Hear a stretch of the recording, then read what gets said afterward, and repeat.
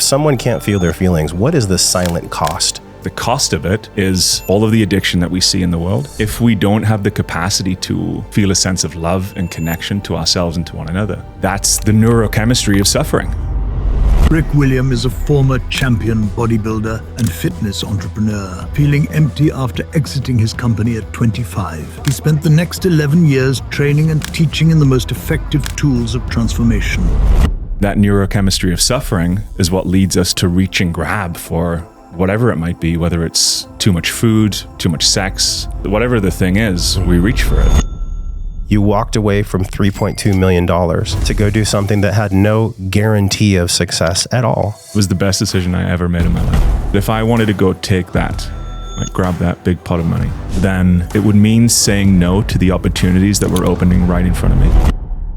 I was using my anger as fuel. I could feel that who I was showing up as in the world wasn't my authentic self. I was off path and I could feel it. Those parts that have tried to quote unquote limit me are really just trying to protect me.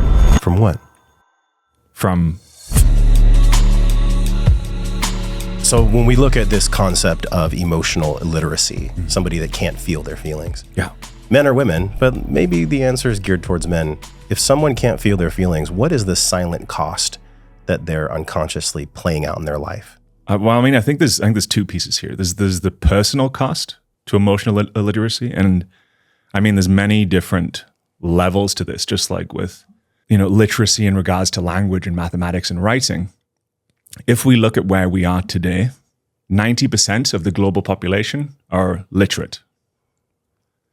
200 years ago, only 12% of the global population were literate in writing, mathematics, reading. So we made a massive leap there. But I also think we're in a moment in time where we are learning how to be emotionally literate. And I think this applies to men and women. We're learning how to regulate our emotions so that we can be in a state of connection. We're learning how to communicate with one another. These are skills and tools that I didn't get taught. I had to go learn myself, which allow me to be in better relationship with myself. They allow me to bring my gifts out of myself, and they allow me to be more connected to our earth and to one another.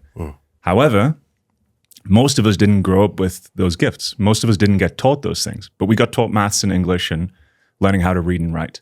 And I think in this moment in time, we are learning those skills. I think the reason that your podcast is doing so well is because we're talking about how to do this. And I think people are hungry to learn how to do this, because the cost of it is all of the addiction that we see in the world. It's the political systems that we see. It's the lack of care and intelligence in terms of how business is done. It's impacting everything. And if we don't have the capacity to feel a sense of love and connection to ourselves and to one another, that's the neurochemistry of suffering. And that neurochemistry of suffering is what leads us to reach and grab for whatever it might be, whether it's too much food, too much sex, too much chocolate, whatever the thing is, we reach for it. And that's where the kind of spirals down begin. We're in a world of society having hooks. Modernity has hooks. Yeah. Where it wants to monetize our suffering. Yeah. Or really monetize our forgotten self, that we are loved, that we're supported, that we're on the right path. Yeah. And I find that to be the most fascinating yet painful thing at times, this hidden cost of not being able to feel, to put it in simple terms. There was decades of my life where I didn't even know that I didn't know. I had complete unconscious incompetence around my somatic system and the nervous system in general. I find it very fascinating that your father leaves when you're 6 months old and you were bullied and you had a diagnosis, or let's be honest, many times a bullshit label of ADHD. Can you look back now after many, many years of hero's journeys and see that that was actually perfect? Can you craft a story and a picture of why your dad left, why the ADHD was there, and what was mom doing at this time? All of it. All of it. I mean, it's one of those weird things, right? That the suffering that we go through, well, I wouldn't wish it for anyone. But at the same time, when, we fast forward into where I'm today, I'm super grateful for it. It's one of those paradoxes of life. But yeah, going back, I mean, I had 3 fathers. My first father left when I was 6 months old. and that was a difficult relationship.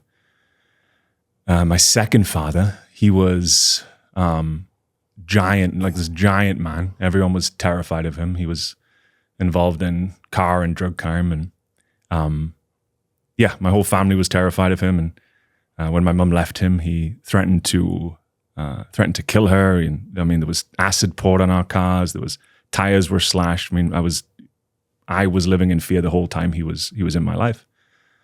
And he was also my greatest teacher, because at first it was just pure anger and hatred. You know, I was so frustrated at seeing how he'd hurt me and hurt my family and hurt my mum. And I'm a little boy and I'm feeling helpless. And, you know, in that state and where I was, you know, looking at whether it be the Rocky movies or whether it be Terminator, kind of those movies were big when I was growing up. And I always had this idea, okay, one day I'm going to be like those guys. One day I'm going to be a hero. I'm going to get strong. I'm going to get big so that I can protect myself and my mom and my family. And I went down that route. I mean, that's my previous business was in the fitness industry. I was a competitive bodybuilder. I was Northeast champion. I was second in the UK heavyweights. And that was a great journey. But what I was doing there is I was using my anger as fuel. And it's a great fuel. I mean, you can really get amped up on like, I'm going to prove you wrong. My favorite quote from the Terminator is when he says, anger is more powerful than despair. Wow. That's exactly what you're describing. Yeah. Yeah, it's a great fuel. I mean, think what you want about Schwarzenegger, but that quote, anger is more powerful than despair, is exactly the bolus of what you're sharing. Yeah. Yeah. It's true. But it's a dangerous fuel. And it's like fossil fuels. I mean, there's power to it. It works, but it didn't actually create the type of life that I wanted. It's a come at a cost fuel source. Yeah. What is the cost? The cost was my authenticity. The cost was my heart. The cost was my relationships. I mean, everything that's important was the cost. How so, specifically? I mean, I found that when I'm in a negative relationship with someone, like I was with my stepfather, I'm actually I'm in like a super relationship with him. I think I'm in defiance, but I'm actually like super locked in that relationship. And what was happening inside of that, even though I was like growing against, I was actually becoming more like. I was becoming more like him. And becoming more like my father. And I then had to wrestle with like, okay, cool. Like I can feel that I'm not truly being myself. I could feel that who I was showing up as in the world wasn't my authentic self. I wasn't really doing the things that I was interested in. I was off path and I could feel it. I mean, it was difficult to fully consciously understand it, but it was a felt experience that was, I'm not in my lane. And I'd already began practicing maybe meditation at I think around age 21, 22. And I'm reading books. I'm starting to get into personal growth work. And that's starting to give me some little insights, some little breaks. And at about age 25, I saw it clearly, like all the way through. And I'm like, I can't do this anymore. I can't live this life because it felt like a lie. And what I actually really wanted was love, was relationships that worked, was friendships that were mutually supportive, was a career that was aligned with my deepest values. And I was willing to risk everything to walk towards that. I mean, we're going to tease out some of that story because it's so good. You have a really beautiful timeline on your website. I don't know if anybody has told you that before. It really breaks down the stages of your life. So it's rickwilliam.com is the website. And one thing that really inspired me was that early on, you got this note from your soul and it said, go towards video games, make video games the thing that you love, your profession. But your friends ended up making 7 figures, but you left because of, quote, safe adult advice. So when I look back on your life story, it seems like it's been this kind of bump and grind and bloody and up and down journey of you just coming home to yourself, just actually knowing who you are, trusting your emotional body, which is exactly perfect for how you serve now. But take us there because that's so important for people that have wanted to do something that had this huge in fuego fire in their soul. They knew exactly what they wanted, but they listened to, quote, safe adult advice, who paradoxically, those adults didn't know how to feel, and they were projecting that illiteracy, that emotional illiteracy onto you. Yeah. Do you remember what that was like? I mean, it's in your timeline for a reason. Yeah. Yeah, no, I do. It was a great lesson. And just to rewind a little bit, there was a blessing that happened just before that came into my life, and it kind of links my story through in many ways. And, you know, sometimes things fall into our lives, and I think things fall into our lives for a reason. And what fell into my life when I was about 14 was a book, a recording actually, by a guy called Paul McKenna. He's a hypnotist, and he supports people in transforming beliefs. So I'm kind of I'm living in a mining town. I mean, there's not too much going on. I'm playing video games, but not at that level. And I remember this tape that was always in my mum's, you know, like a CD cassette drawer place under the hi-fi. Remember hi-fi? I remember VHS and tapes. Yeah. I'm 44, bro, Right. so I get it. I'm looking great for 44, brother. Yeah. So I pull this out, and I got this little success tape, and I just start listening to it every single night before I go to bed. Was it your mom's tape? It was my mom's tape. Yeah, I don't know if she ever listened to it, but I pulled it out. I listened to it every night for I think maybe 2 weeks. And it's all about allowing yourself to expand your view for success, for what's possible, and changing the beliefs of what might be limiting you from going to this next level. Anyway, I listened to this tape for 2 weeks, and I don't think it's a coincidence that about 3 or 4 weeks after that, I decide I'm going to get my team sponsored. And I go into Google, and I get this list of 100 energy drinks companies, and start phoning through that list. One of the companies was called Liquid Lightning. I don't know if they're still around. But they sponsored us, and we got to fly around the States playing video games. And we were already generating wealth from it. I mean, I'm a teenager, and I'm flying around playing video games. But still in that moment, I was listening to my parents, who were like, you know, this isn't a long-term career. I mean, it's great that you've done this. It's a great lesson, but it's not going to be a long-term career. And that's when I started to listen. I mean, it makes sense, right? You're a teenager, and people are older than you. Obviously, They know more. Sure. But they didn't understand. I have compassion and care for it. They just didn't understand the emerging industry, that video games was going to be one of the biggest industries in the world. I mean, it is the entertainment industry, the gaming industry is huge, bigger than music. So, but they didn't see that. But it was a great lesson for me, one, in getting me to understand, like, okay, cool, there's something inside of me that can track what other people can't necessarily see. Okay, good lesson. And the blessing there of, wow, I can actually change and do things that are beyond what I previously thought was possible. And that was a really good early blessing, because it kind of set the precedent for other things that came in the future.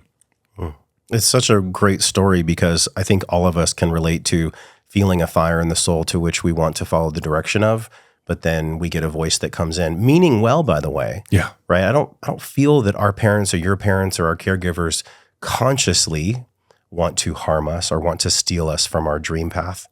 But unconsciously, if they're not emotionally literate, which is how we started the conversation, they're going to unconsciously, or even consciously at times, they may cast their shadow on our life because they themselves haven't been able to feel their own dream. Yeah. And I think that's really where so many people get robbed from their path of excitement and liberation and life and just feeling alive and just living. Mm. And it's not to blame. I'm not here to place blame on parents, but it's something to be aware of. I wonder if we can unpack that a little bit more before we go into the stories. Mm. What is it about the psyche of our caregivers that, for your mom's case, attracted a violent man, but yet they didn't know that they didn't know? They tell us to be safe, but then that robs us from our dream path. Mm-hmm. In other words, what is it about the psyche of our caregiver that can unknowingly rob us of our zeal or our zest for life? What is that? Well, I think at the root of most challenges that we face, whether it be personally or whether in this case we're talking about our parents, is a lack of safety. And, you know, if we look at it from the Eastern tradition, they talk about karma. If we look at it from a Western perspective, we talk about transgenerational trauma. So there are just patterns that are coming down the line. you know, born in a mining town. My mom was born in a mining town. Mhm. She was a small, very dark-skinned, actually Caucasian woman, but she was really dark-skinned. So she'd received a lot of racism and bullying and abuse growing up because people thought she was from India. You're dealing with that. You're dealing with just like all the other things that my mom had to grow up and go through, creating a level of what I suspect is just unsafety in her nervous system. My dad leaves at 6 months old. She's a single mom. This guy's powerful and offers potential protection. And there's the end.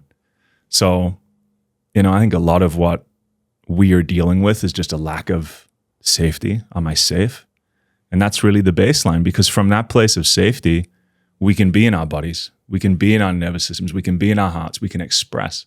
It's the foundation upon which every other aspect of self is built upon. What are the ways that safety gets robbed, or we convince ourselves that we're not safe? Yeah. What does that feel like or look like? Well, I think it's super deep. I mean, we're talking about hundreds, thousands of years of evolution of prey-predator, and just everything that's happened in regards to the human story, at some level, is stored in the water of the body. It's stored in the issues or in the tissues. So it's all here somewhere. We might not be cognizant or conscious of it, but those "am I safe" questions are running the whole time.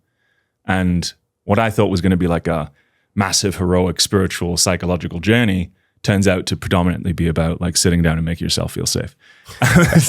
and safety being, I'm laughing and joking, but at the same time, it's so nuanced and also so beautiful, because it's from that place that everything grows. It's like it is the main ingredient of the soil. If we were going to talk about the key ingredients of what creates the environment for human beings to thrive, physically, emotionally, spiritually, psychologically, all of it, safety is the key ingredient that we want to bake in there. There's more, but that's the base. I was speaking with Alison Armstrong a couple years ago, and she's a wonderful world-class coach about teaching women to understand men. And she said that, you know, the paradox of safety is that everyone wants to have their partner make them feel safe. But really, you are the only person that can make yourself feel safe. How paradoxical is that? What do you feel about that as a man who's serving so many people in really coming back to their feelings themselves? Do you believe in that? Do you believe that there's some nuance there? Or do you take it upon yourself through your own teachings to realize safety is my job, that is not my partner's job? Well, I think the basis of it is we start here. And then from that place of like locking in my own safety, learning how to emotionally regulate, learning how to be with my experience to greater and greater degrees, which is beneficial for just personal life, but it's also beneficial for high performance out in the world as well. So creating the safety here, vital. But I also believe it's a gift that I get to give is creating safety inside the relationships that I'm in. So you feel like it's a yes and. It's a yes and. To Alison's point. Yeah, I think it's a yes and. What's the and specifically?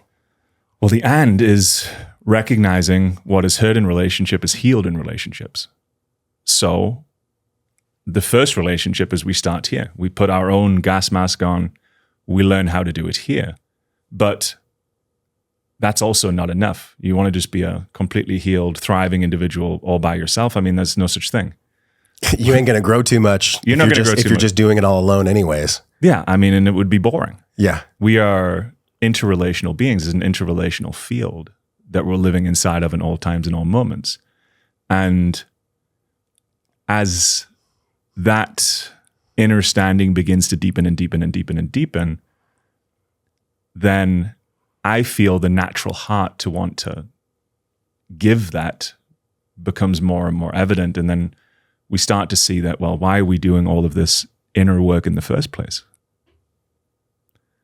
I mean, anything that's amazing, whether it be food, good tea, good movies, good, whatever it is, it's always better shared. Yeah. So what better than being able to share this to share the gifts of what we're learning here in regards to emotional, psychological literacy. I find it utterly fascinating, and I've never said this before, but being in this conversation with you creates new things. This is why I love podcasting. The concept of personal development from an etymology perspective signifies that one does it alone. Personal development, inward development. But I think it's actually bullshit. I think really what we're talking about here is collective development by doing the individual work. Yes. Because we're wounded many times. Actually, most of the times we're wounded in community or in tribe. So it would only make sense logically and also spiritually that we would heal in community or in tribe. If we're left alone and we're a child and we have this innate beauty that we're so beautiful and healed and whole. I mean, I look at my children and they teach me every day what personal development is by them just being. They don't have to do anything to teach me. They just are. It's so wonderful. It almost makes me want to cry just talking about it. It's so amazing. I think that's why we have children, because they teach us how to be in life. The roundabout place I'm getting at is the personal development industry, I think, is rife with charlatans. It's rife with people that just want to make money. And that's their karma. That's their journey. I'm not judging them. But I think what you offer is a different perspective, and I'd love to get a little more deep into that perspective. How do you define personal development, but how does it really relate to healing in tribe or healing with others? Firstly, my belief is that obviously we are separate individuals, but at the same time, that's also not true. There is no real separate individual. We are interconnected in terms of all fields in regards to, at a very practical level, in terms of just our relationships. There is no individual. If we look at what happened with COVID, I mean, that spread around the world pretty quick, and it spread through breath. And within, a month or two, the whole world had it. So at a very practical level, we're all interconnected. But I also believe beyond that we're all interconnected, that we are here on this journey together, and that as we heal and grow, that it's not even just my process. It feels like it's a planetary process that I am a blessed part of and get to be a part of. And therefore my sense is that we're actually learning and growing together, because everything that we're talking about here, every single process that I've been able to go through, every insight and wisdom and benefit that I've had in this life has actually come from other people, is the truth of it. Everything. Oh.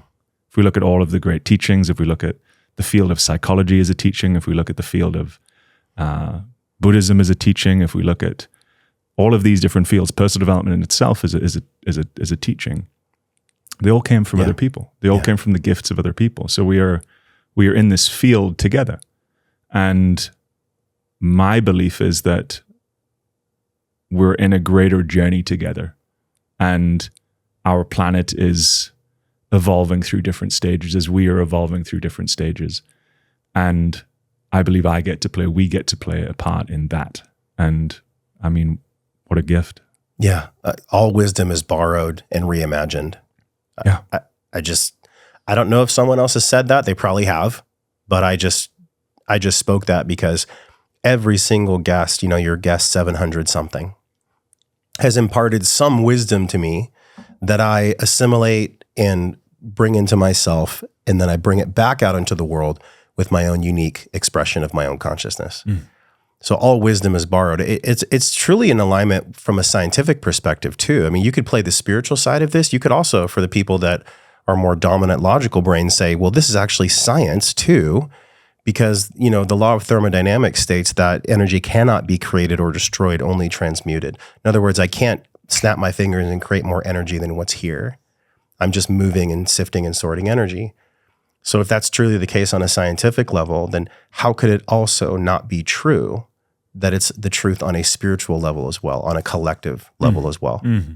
Well, I think that's where we're at the emergence of the traditions, spirituality and science. I think we're at a massive bridging moment. And if we look at whether it be the 2022 Nobel Prize winners on non-local reality, or we look at Annika Harris's work on, the fundamentals of consciousness, or we look at the, Indo-Tibetans' understanding of non-dual reality.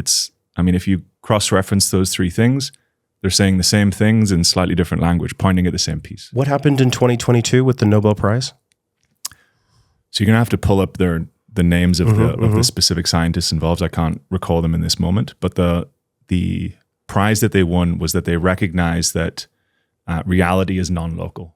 Basically, proving for the first time what had been hypothesized formally in quantum mechanics and quantum science. So they've basically proven that it's true that reality is non-local, and which pairs beautifully with the understanding of non-duality from the Eastern teachings, that these things are in this beautiful emergence of understanding, that we have the greatest scientists on earth saying the same things as the greatest mystics. So we're the player and the programmer at the same time. At the same time. I find it fascinating. Like, I don't know if you've read, I'm not too deep on popular mechanics, but I did see an article once that said the coldest computers, the ones that can process quantumly both zeros and ones at the same time, I think they have to run them at like 200 degrees Celsius minus. I don't know the exact numbers, but it's literally the coldest temperature on Earth, because they're generating so much heat as they process in superposition in the quantum. And I find it utterly fascinating that we're so focused on the scientific part, because really, in a blind eye, I think we're all searching for meaning. Science is really a search for meaning. The Socratic method is about proving theory and disproving so we can find the ultimate truth. Isn't that what this is really about? And so I wonder how you feel about this.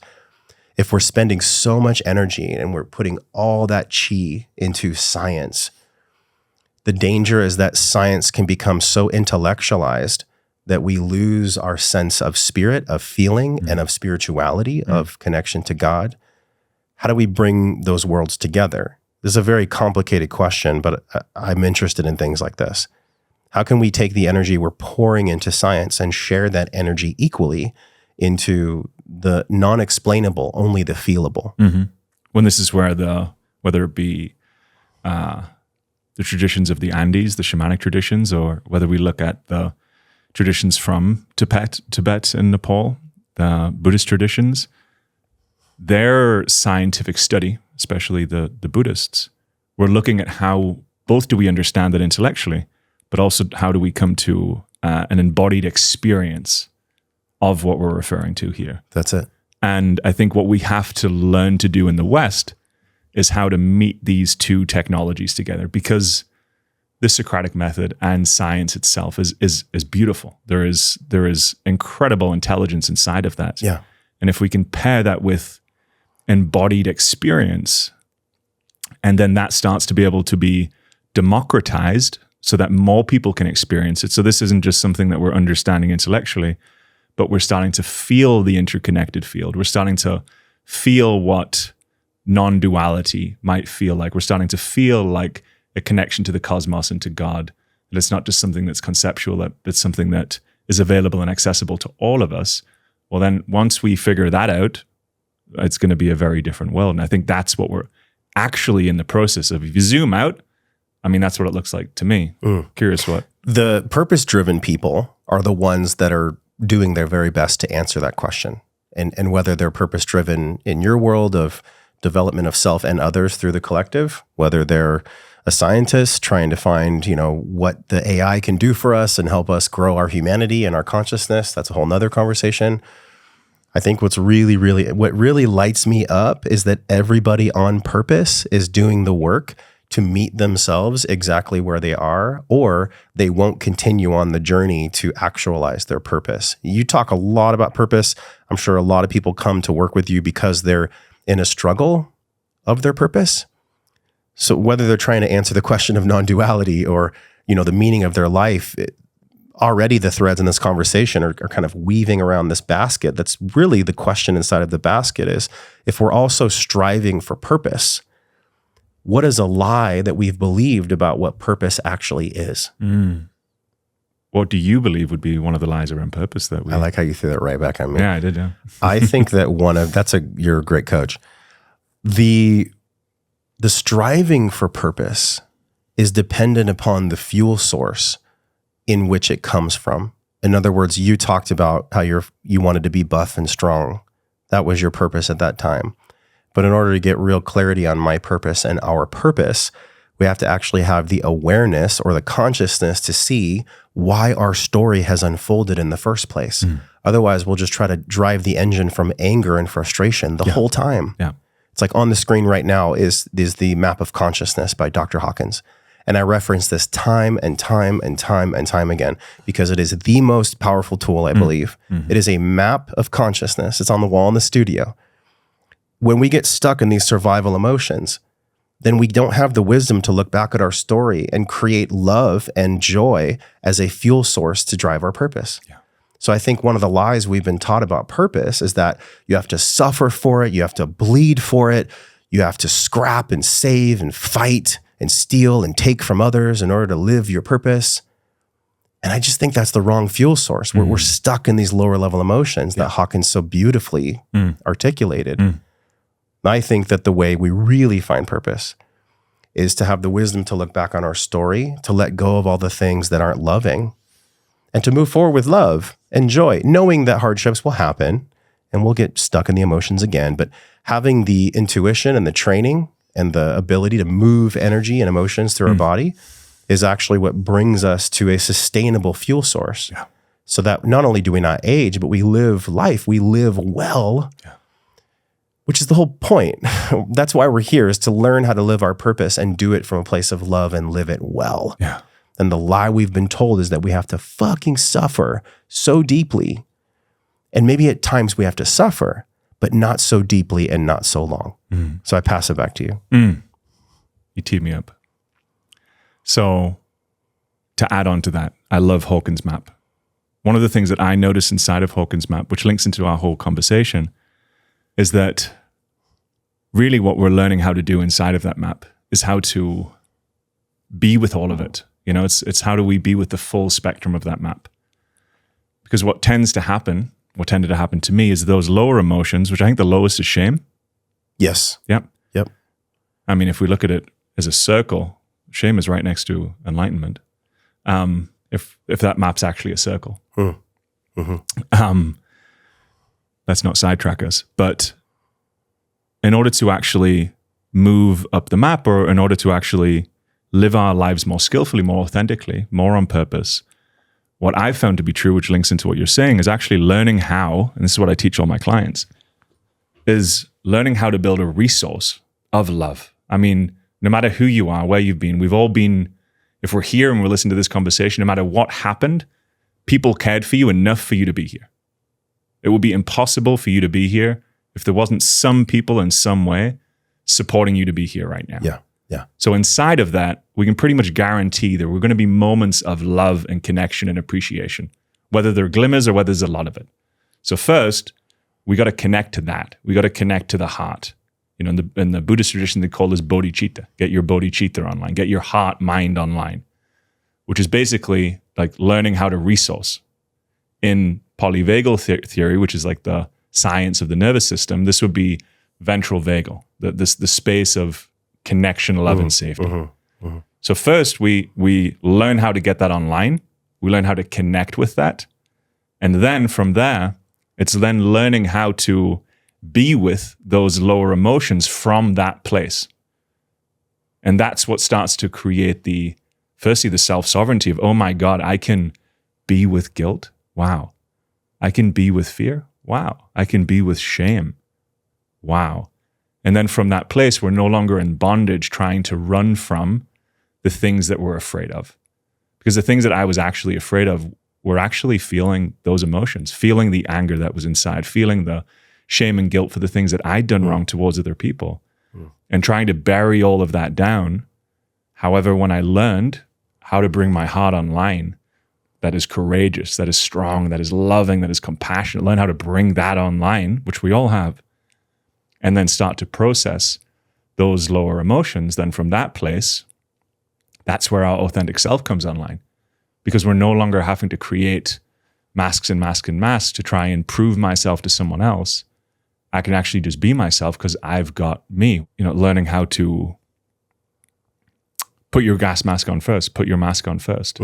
So when we can learn how to do that, then we can take states of stress and we can bring it back into connection. We can take states of deactivation, depression, shame, guilt, bring it back to connection. And then from that place, we get that spinning in someone. It's a skill set. We get that spinning in someone. Then from that place, they start to feel like, oh, wow, I can actually do this. I can actually do this. And it's a skill. It's a capacity. What I get from you, it's a capacity question. How much capacity can I have? And I could be wrong, so bear with me as I figure this out. Isn't it great that we don't have to have everything figured out, y'all? It's beautiful. That's why we're here talking, right? Sure. Conversation is actually the proving ground where curiosity can bring us answers as to how we can love each other more and do the things that light us up. It's the most beautiful place. Shame, you said, is this 20, which it is. And I believe above shame is fear, guilt, apathy, and so on and so forth. Once you start getting to the expressive paradigm or even to the actualized and enlightenment paradigm, that becomes this place where everybody wants to be. In other words, it's easy for me to sit here on this podcast and say, we should all love each other. Come on. This is the whole game, Rick, is to love each other. Yet it's so hard at times to do so.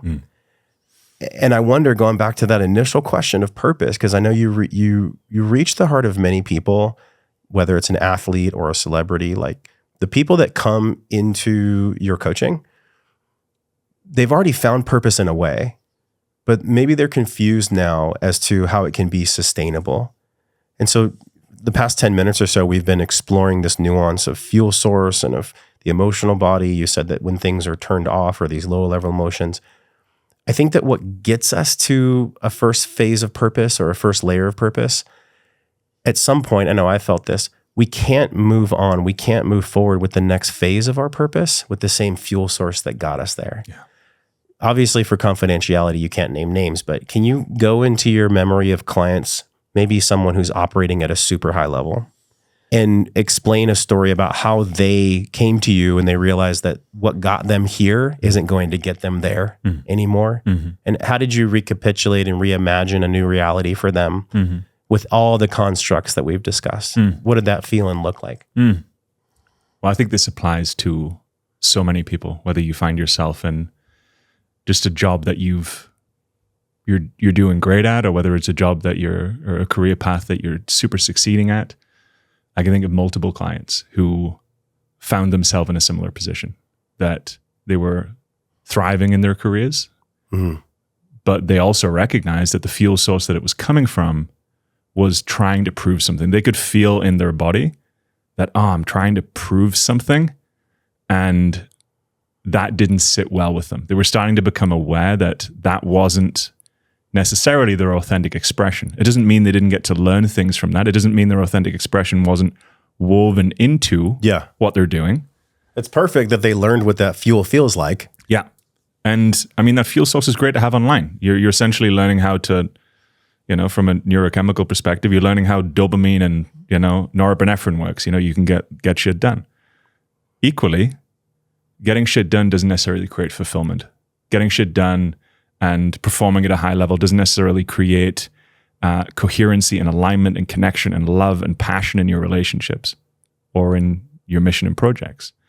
And what tends to happen, what tends to be the pattern, is that the fuel source of push creates so much external validation that then becomes the fuel. But inside of that, you don't then ever feel the fulfillment. You don't ever really feel that this is a natural expression of who I am. So the first part is always getting someone to come back to their body and to allow themselves to self-validate. So it's not that we don't need or desire validation for one another. This is not an either-or conversation. It's nuanced. But it's just that you want to have at least, if there was a percentage scale, if you're 51% self-validating, you're good. But if you've got a massive bucket and you've got a hole in the bottom of the bucket, which no matter how much water you pour into it, no matter how much you pour into it, is just falling out the bottom, then it's never going to be enough. No matter how many jets, accolades, planes, how much money, how much wealth, how much fame you get, it's just going to fall out the bucket. And then you're going to think you need to put more in. And this is what, when people come to me, this is often what's happening. But we first got to learn how to, repair, bring that bucket back to wholeness. Learn how to self-validate. Learn to stop running, because you realize now at this point it doesn't work, from everything you've been running from, which can be terrifying. I mean, it takes real courage to turn around and to deal with the patterns of dysregulation or to deal with shame and guilt that maybe no one in your family has ever dealt with. Because if they had, they'd probably have taught you the skills. So compassion for self, for your family, and a level of, okay, cool, let's do this. Let's have the courage and strength to resolve this, knowing that that's going to benefit every single person that you're around. Because if you're feeling unfulfilled, if you're feeling disconnected, I can guarantee your wife's feeling that. I can guarantee your team's feeling that. I can guarantee your kids are feeling that. And then we pass the same patterns down to them as we're realizing that we've received from our ancestors. So what an amazing opportunity that can propel our courage to be like, I matter, this matters, we matter. Happiness and fulfillment are potentially brother and sister. I don't know how you feel about that. Yeah, I know. But if happy, purpose we talked about, happiness is like this fleeting thing. I remember Mo Gaudat. We interviewed each other years ago. Was he a Google guy? He was a Google guy. Yeah. And he lost his son to a medical error. And it was heartbreaking, but his entire speaking career and his whole mission in life is to actually re-educate people on what happiness actually is. And I think the same lies that we've been told about purpose that you and I played tennis with right now, I want to play tennis with you about happiness. What is one of the biggest lies about happiness that we've been taught by movies or sold that simply isn't true? And don't give it to me. I want you to answer this time. What's a lie that you used to believe about being happy that you know now is just completely false? And how did you shift your awareness and reality about that to redefine happiness? Well, I think the lie that I was taught that is that Coca-Cola would bring me happiness, or McDonald's would bring me happiness. These stories and narratives, I mean, it's called a happy meal. And I think that plays into the narrative and lie that I grew up with, and I think many of us did, is that happiness is something outside. Happiness is something that we get from a product, that we get from a company, that we get from someone else. And the truth that I've found is that, happiness is self-generated. Happiness is the neurochemistry of oxytocin, serotonin in my own heart field, of which I can connect with in any moment, and then share that with friends, share that with family, and that we actually have the capacity to generate that without anything else. Easily said, but maybe more challenging to actually embody. What's something about your life that you can look back on and say, wow, at that moment, it was so hard for me to see it as a new understanding of happiness. But now you can see it exactly for what it is. Simplistically asked, what is something in your life that you thought would make you happy that didn't? And how can you see it now as pure perfection? Man, I mean, it's a long list. Well, what's one that floats up first? I thought success would make me happy, and it didn't. And that was hard to swallow, because so much of my identity was wrapped up in the idea that, me getting out of that mining town and being successful enough to do that and getting the notoriety in my industry would make me feel happy. And it didn't. It solved some problems, but it didn't solve the problem of happiness, because it's a distinctly different skill set, which then was perfect, because it then led me to finding the teachers and mentors and guides that supported me to come to greater and greater and greater levels of internal self-sovereignty. So it was the fitness space. You were a very successful bodybuilder. I mean, it's on the screen right now, a picture of him. Like, you're chiseled. Did that fuel that got you there constitute of anger? Or was there anything else besides trying to prove? I mean, that was anger and trying to prove. Was there anything else, or that was it? Just anger and trying to prove? I mean, there was the positive element there is I still love the gym. I mean, We were talking about the gym the other day. There was an element of empowerment inside of that. And empowerment's beautiful. I mean, I want empowerment for everyone. But again, empowerment from the foundation of I'm not good enough, I'm not safe enough, I'm not loved is not the right foundation. Now, if you got the foundation right, and you're building that foundation of enoughness, of self-respect and self-love, and then you have the things, whether it be fame or money or success. I'm for all of those things for anyone. Who wouldn't want that for their children, their friends, their family? I mean, yes. However, the place that it's coming from is what's most important. So when you were essentially broken, or we've heard this phrase many times, dark night of the soul, you know, someone gets to their knees and prays to God in some way. Yeah. You were faced with this question. It was like, am I going to stay in my fitness business for 2-3 more years and make a bunch of money and exit? Or am I going to do something that's aligned with my soul? Most people that are on the lower vibrational aspect would be like, take the money and run, y'all.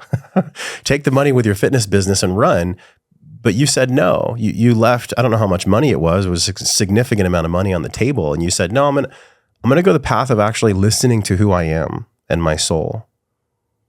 Does that still feel real, the power of conviction in your body in this moment, as it did back then? And can you share that story?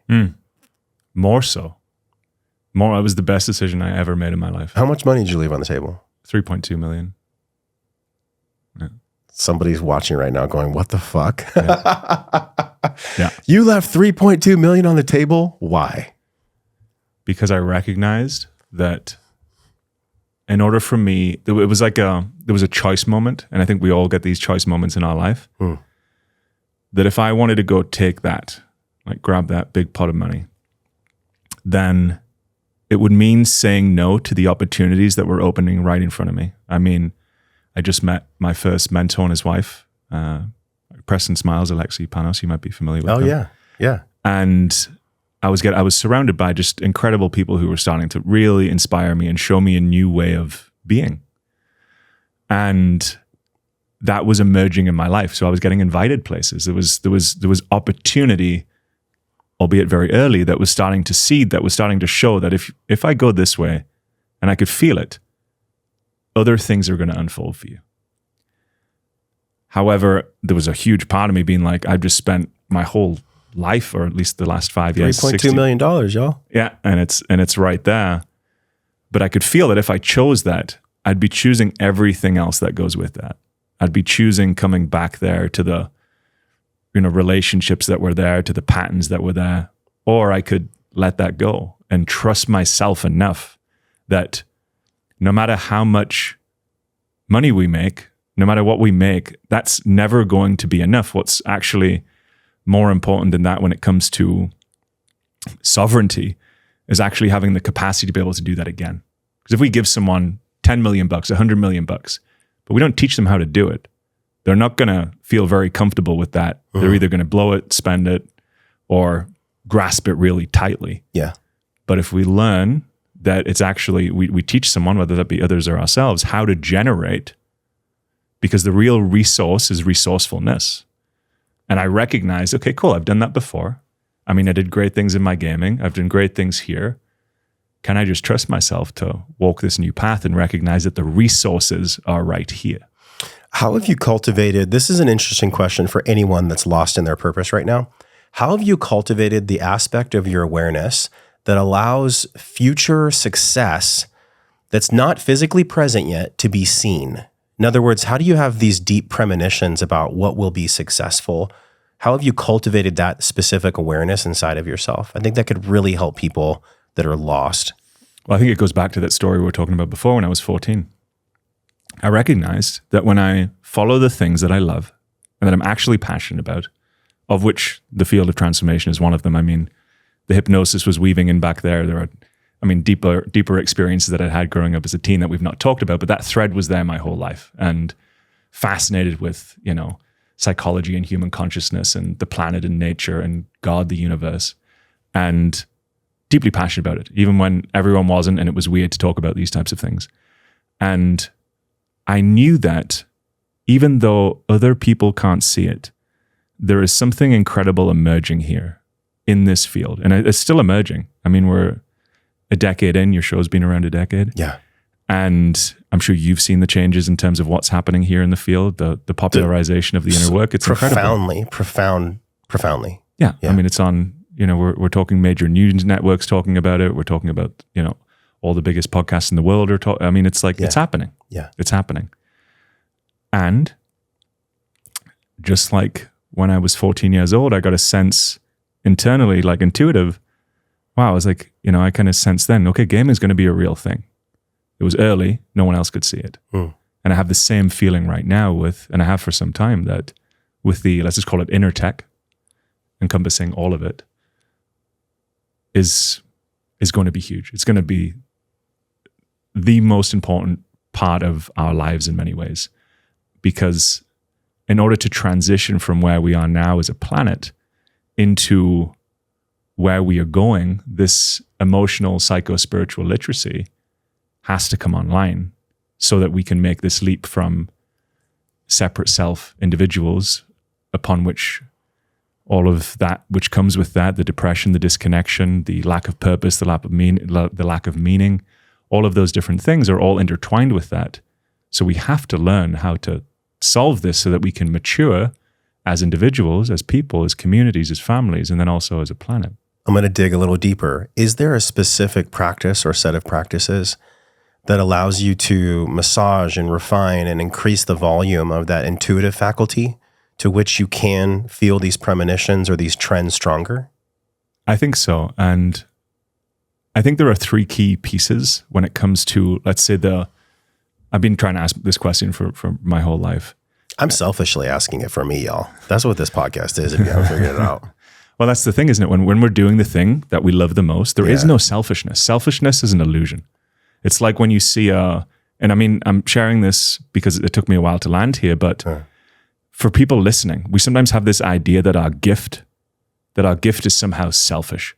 But if you think of your favorite musician on stage and they're just like blaring it, blasting it from their heart, from their soul, no one's thinking, wow, he's so fucking all about himself. She's so all about herself.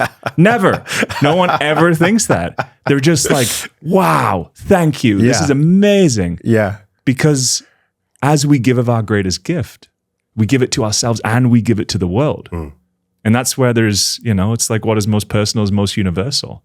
What is most universal is most personal. That is it. That's what we're all looking to do, is to be able to activate ourselves in such a way that we can give of our gifts. And giving of that is the greatest gift. Man, you're flashing me back to a few different conversations I've heard from Rick Rubin. He's a huge speaker in the art of creativity. And my buddy Luke has interviewed him. He's been interviewed by all the huge shows in the world.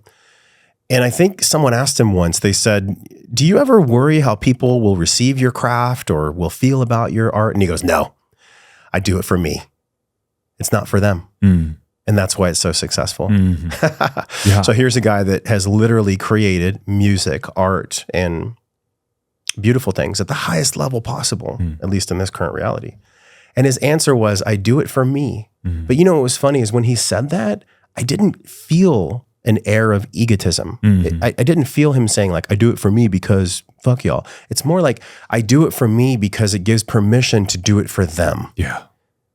And there's a primary difference that I'd love for you to go into here. When we are expressing from ego or from unintegrated wounds, there's a certain energy, there's a subtle energy that we can all feel from the expressor. When someone is expressing from an integrated wholeness, but they're just expressing because they love the thing and they're just into it, we love it. We can't get enough of it because it's like I can feel my taste buds right now. We want that so much because they're just enjoying what they're doing. Like I'm enjoying with you right now. Yeah. This podcast is about my ego integrating, me learning wisdom and then recapitulating that and sharing it through my unique lens. So I wonder how you feel about this. People at the highest levels that you've coached, or even people just on the journey, or even yourself.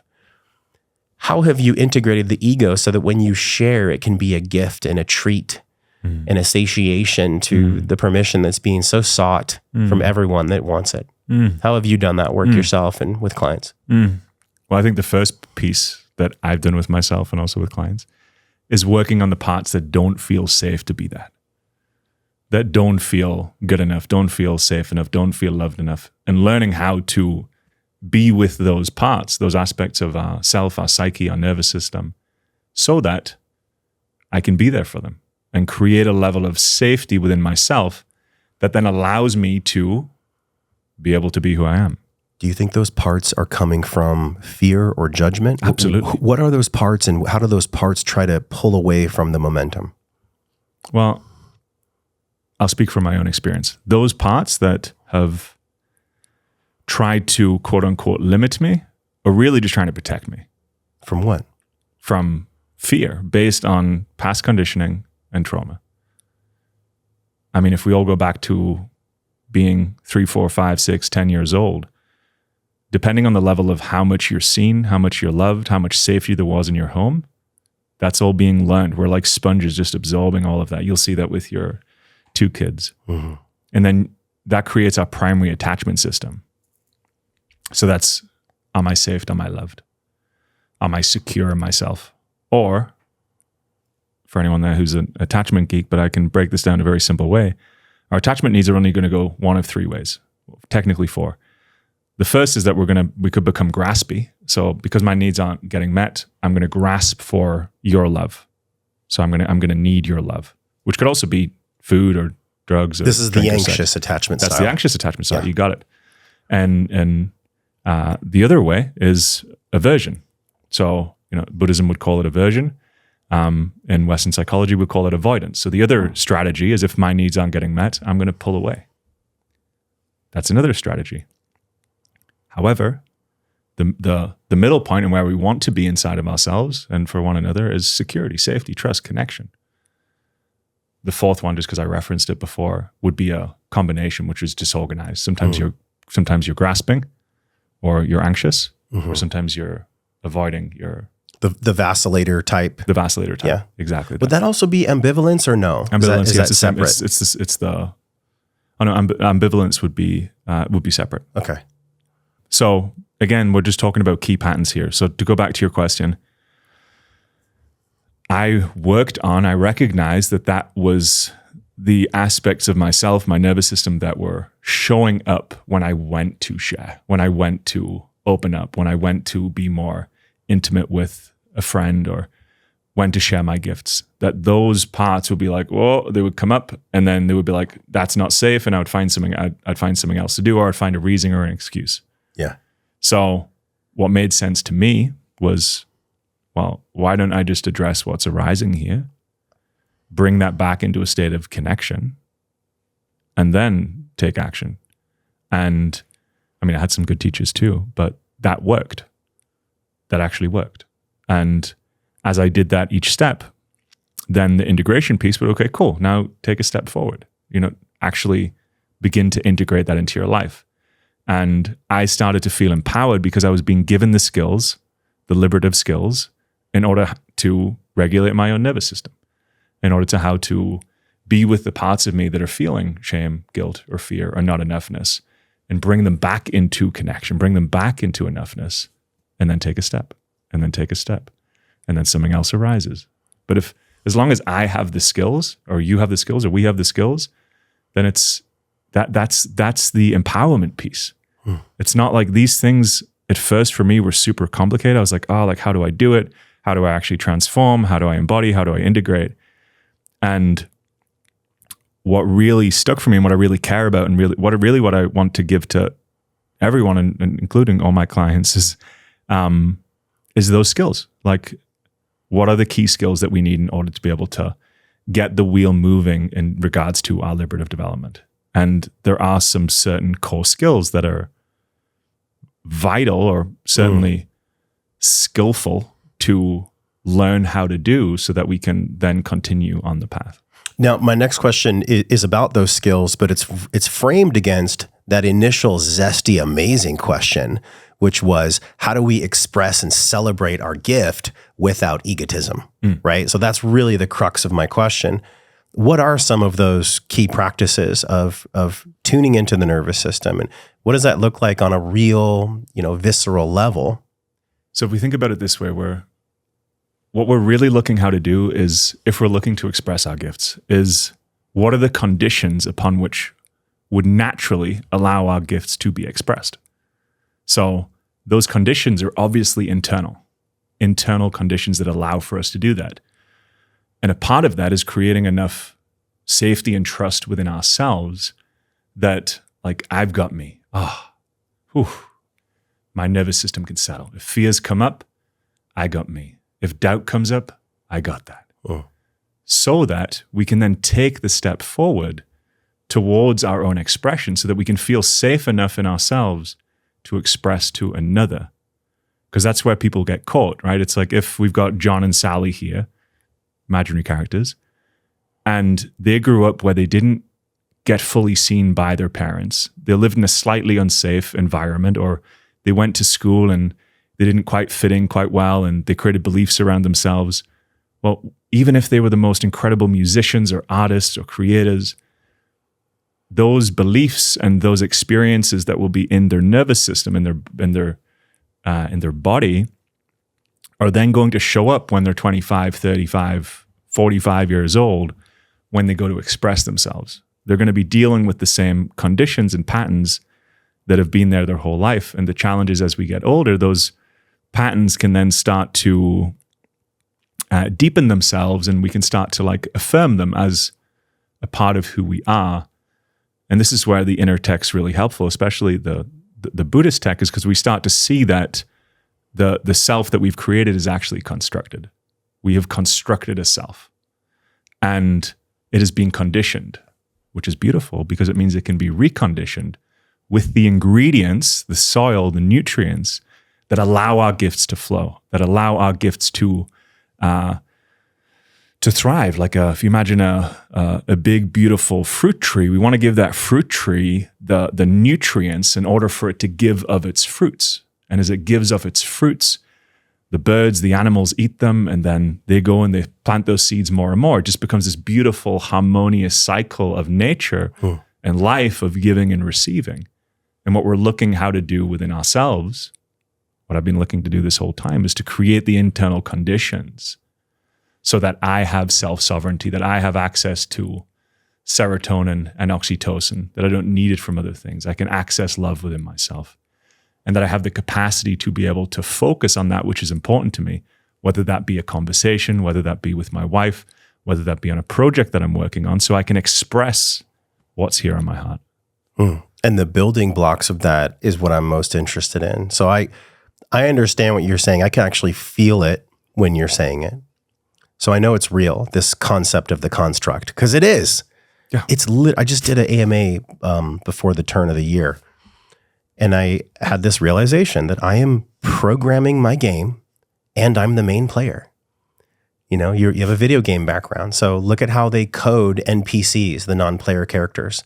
Most people in the world, unfortunately, but it's a vacuum that's been created, and they're going to become major players, which is why we're here. Most people are NPCs, non-player characters. They're in the background, just repeating the same tasks. They're background characters. The main character is all of us. We're all the main character, yet we've just forgotten that we are. Yeah. Because like you said, as we grow, the construct gets hardened or reinforced in a way by unconscious evidence that we collect that then further validates the concentration of that construct. Cool words that I said, but essentially you keep thinking the same way that you think, and your life is going to be the same as it always has been. Yeah. So if something's really coded in, and I'm talking on the motherboard, because we have wetware and software and hardware, and it's all wet and soft and hard. That's a cool way to think about it. If it's in there, how do we change the hardware? Do we start with the wetware first? Do we start with the software first? Where do we begin to suss out a construct or a limiting belief system or set of beliefs that we can have a sense in our journey are not of service anymore? They're not here to serve us anymore. We can't fight against them, because if we fight against them, we just feed them. So what does it look like to let those belief systems go so that we can have a new construct? But really, how do we do it? How do we do that? Well, I'll share what the best of what I've found to date. And I'll break it down into some different systems, but the first piece is that we really have to learn how to create a sense of safety and trust in our body. So this is the resource building. And the reason that most people struggle to do, say, meditation as a practice is because when we sit down, that's where we're going to come in contact with where we're actually at, which might be, I'm not actually fully safe. Now, that's so true. I didn't realize that I wasn't actually safe because I'd been swimming in my soup the whole time. Yeah. But you start to get around other people, and this is where mentors, coaches, guides, friends come in handy, because you can start to sense where someone else is in their nervous system, that maybe they're operating from more joy or safety or trust or self-expression. Okay, cool. So it must be possible. And you can kind of get a feel, okay, I'm not quite there. Okay, cool. So that means as a reflection, I can sense that there's some level of unsafety here. Okay, cool. That makes sense why I can't concentrate and be in pure presence for long periods of time, because how are you going to be in periods of pure presence when there's background unsafety there? So we have to be able to learn how to address that kind of like early attachment piece in regards to developing a sense of safety and trust. So, I mean, somatic work is great for this. I mean, just being around good community is good for this. Learning how to regulate your nervous system is good for this. And you got to get like a baseline of safety on board, of connection on board. So nervous system regulation would really be one of those first pillars that we need to learn how to do. We need to learn how to have a resource of connection, build that resource of connection first. So like we can start to just feel good. If you go on YouTube and do a heart meditation, essentially what you're learning how to do there is activate your own pathways of serotonin, oxytocin, and you're releasing neurohormones, neuropeptides that are feel good. But that's not enough, because what we have to do with that state of connection is then learn how to bring that to all that is not that. So we have to learn how to bring that connection and love into where I'm not feeling safe. That's where actual healing happens, because you're taking connection and you're firing and wiring it with fear, not enoughness, so on and so forth. And you fire and wire that together, it's no longer the same. And you're learning how to be with your own direct experience, so that when you go into those beliefs and you start exploring, you've learned how to be with your experience. Wow, that happened. But really just keep expanding your capacity to be with it. So that's really the first skill, is to get that online. It doesn't have to be perfect. You don't have to be an expert at it. But you need to learn how to have a resource of connection and how to bring that into slight states of disconnection. So that's the first skill. It's a really important building block. And I actually love that you said it's first. It's right below our nose. Yeah. It's been there our whole life. It's the first thing we do out of our mother's womb. We take a breath. Yeah. And it's the one thing in argument or sympathetic activation that goes away, which is breathing. And I can't tell you how many times that I had almost 1,000 students in my Breathe program. And there was one gentleman that his testimonial is on the page.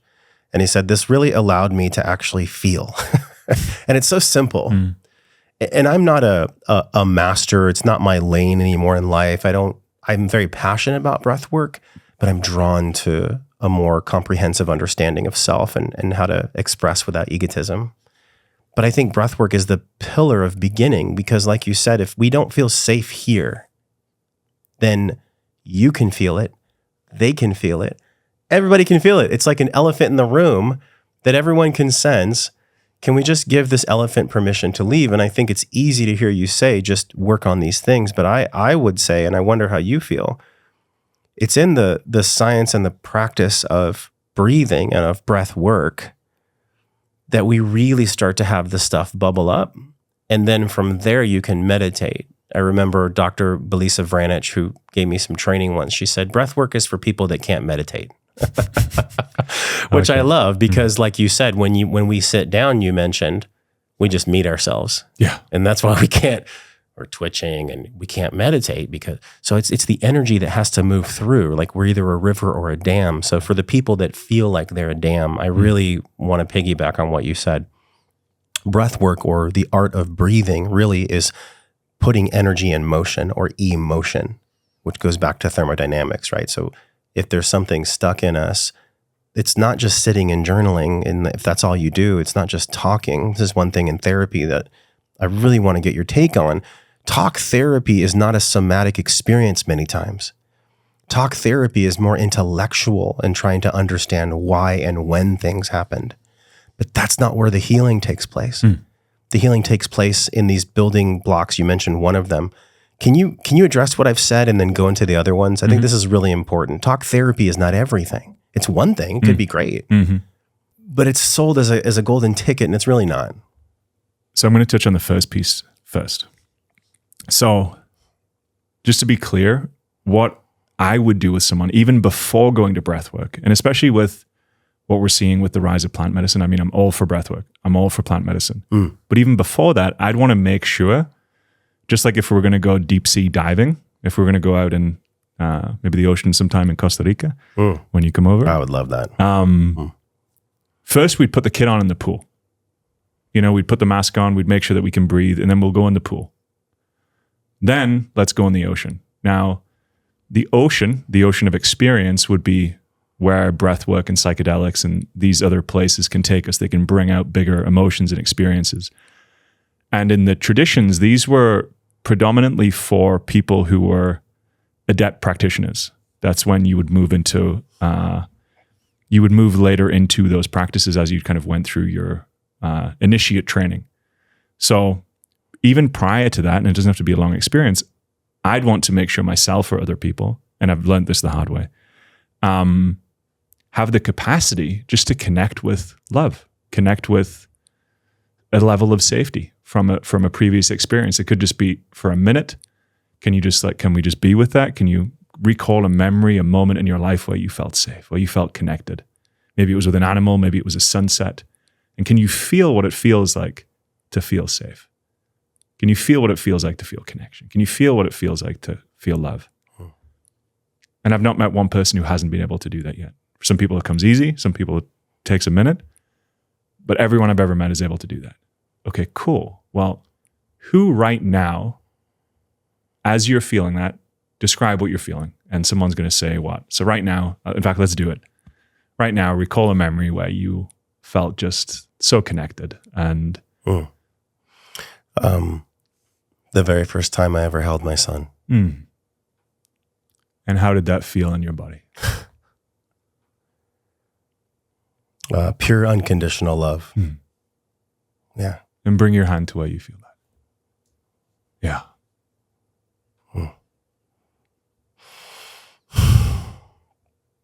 Beautiful. So right there.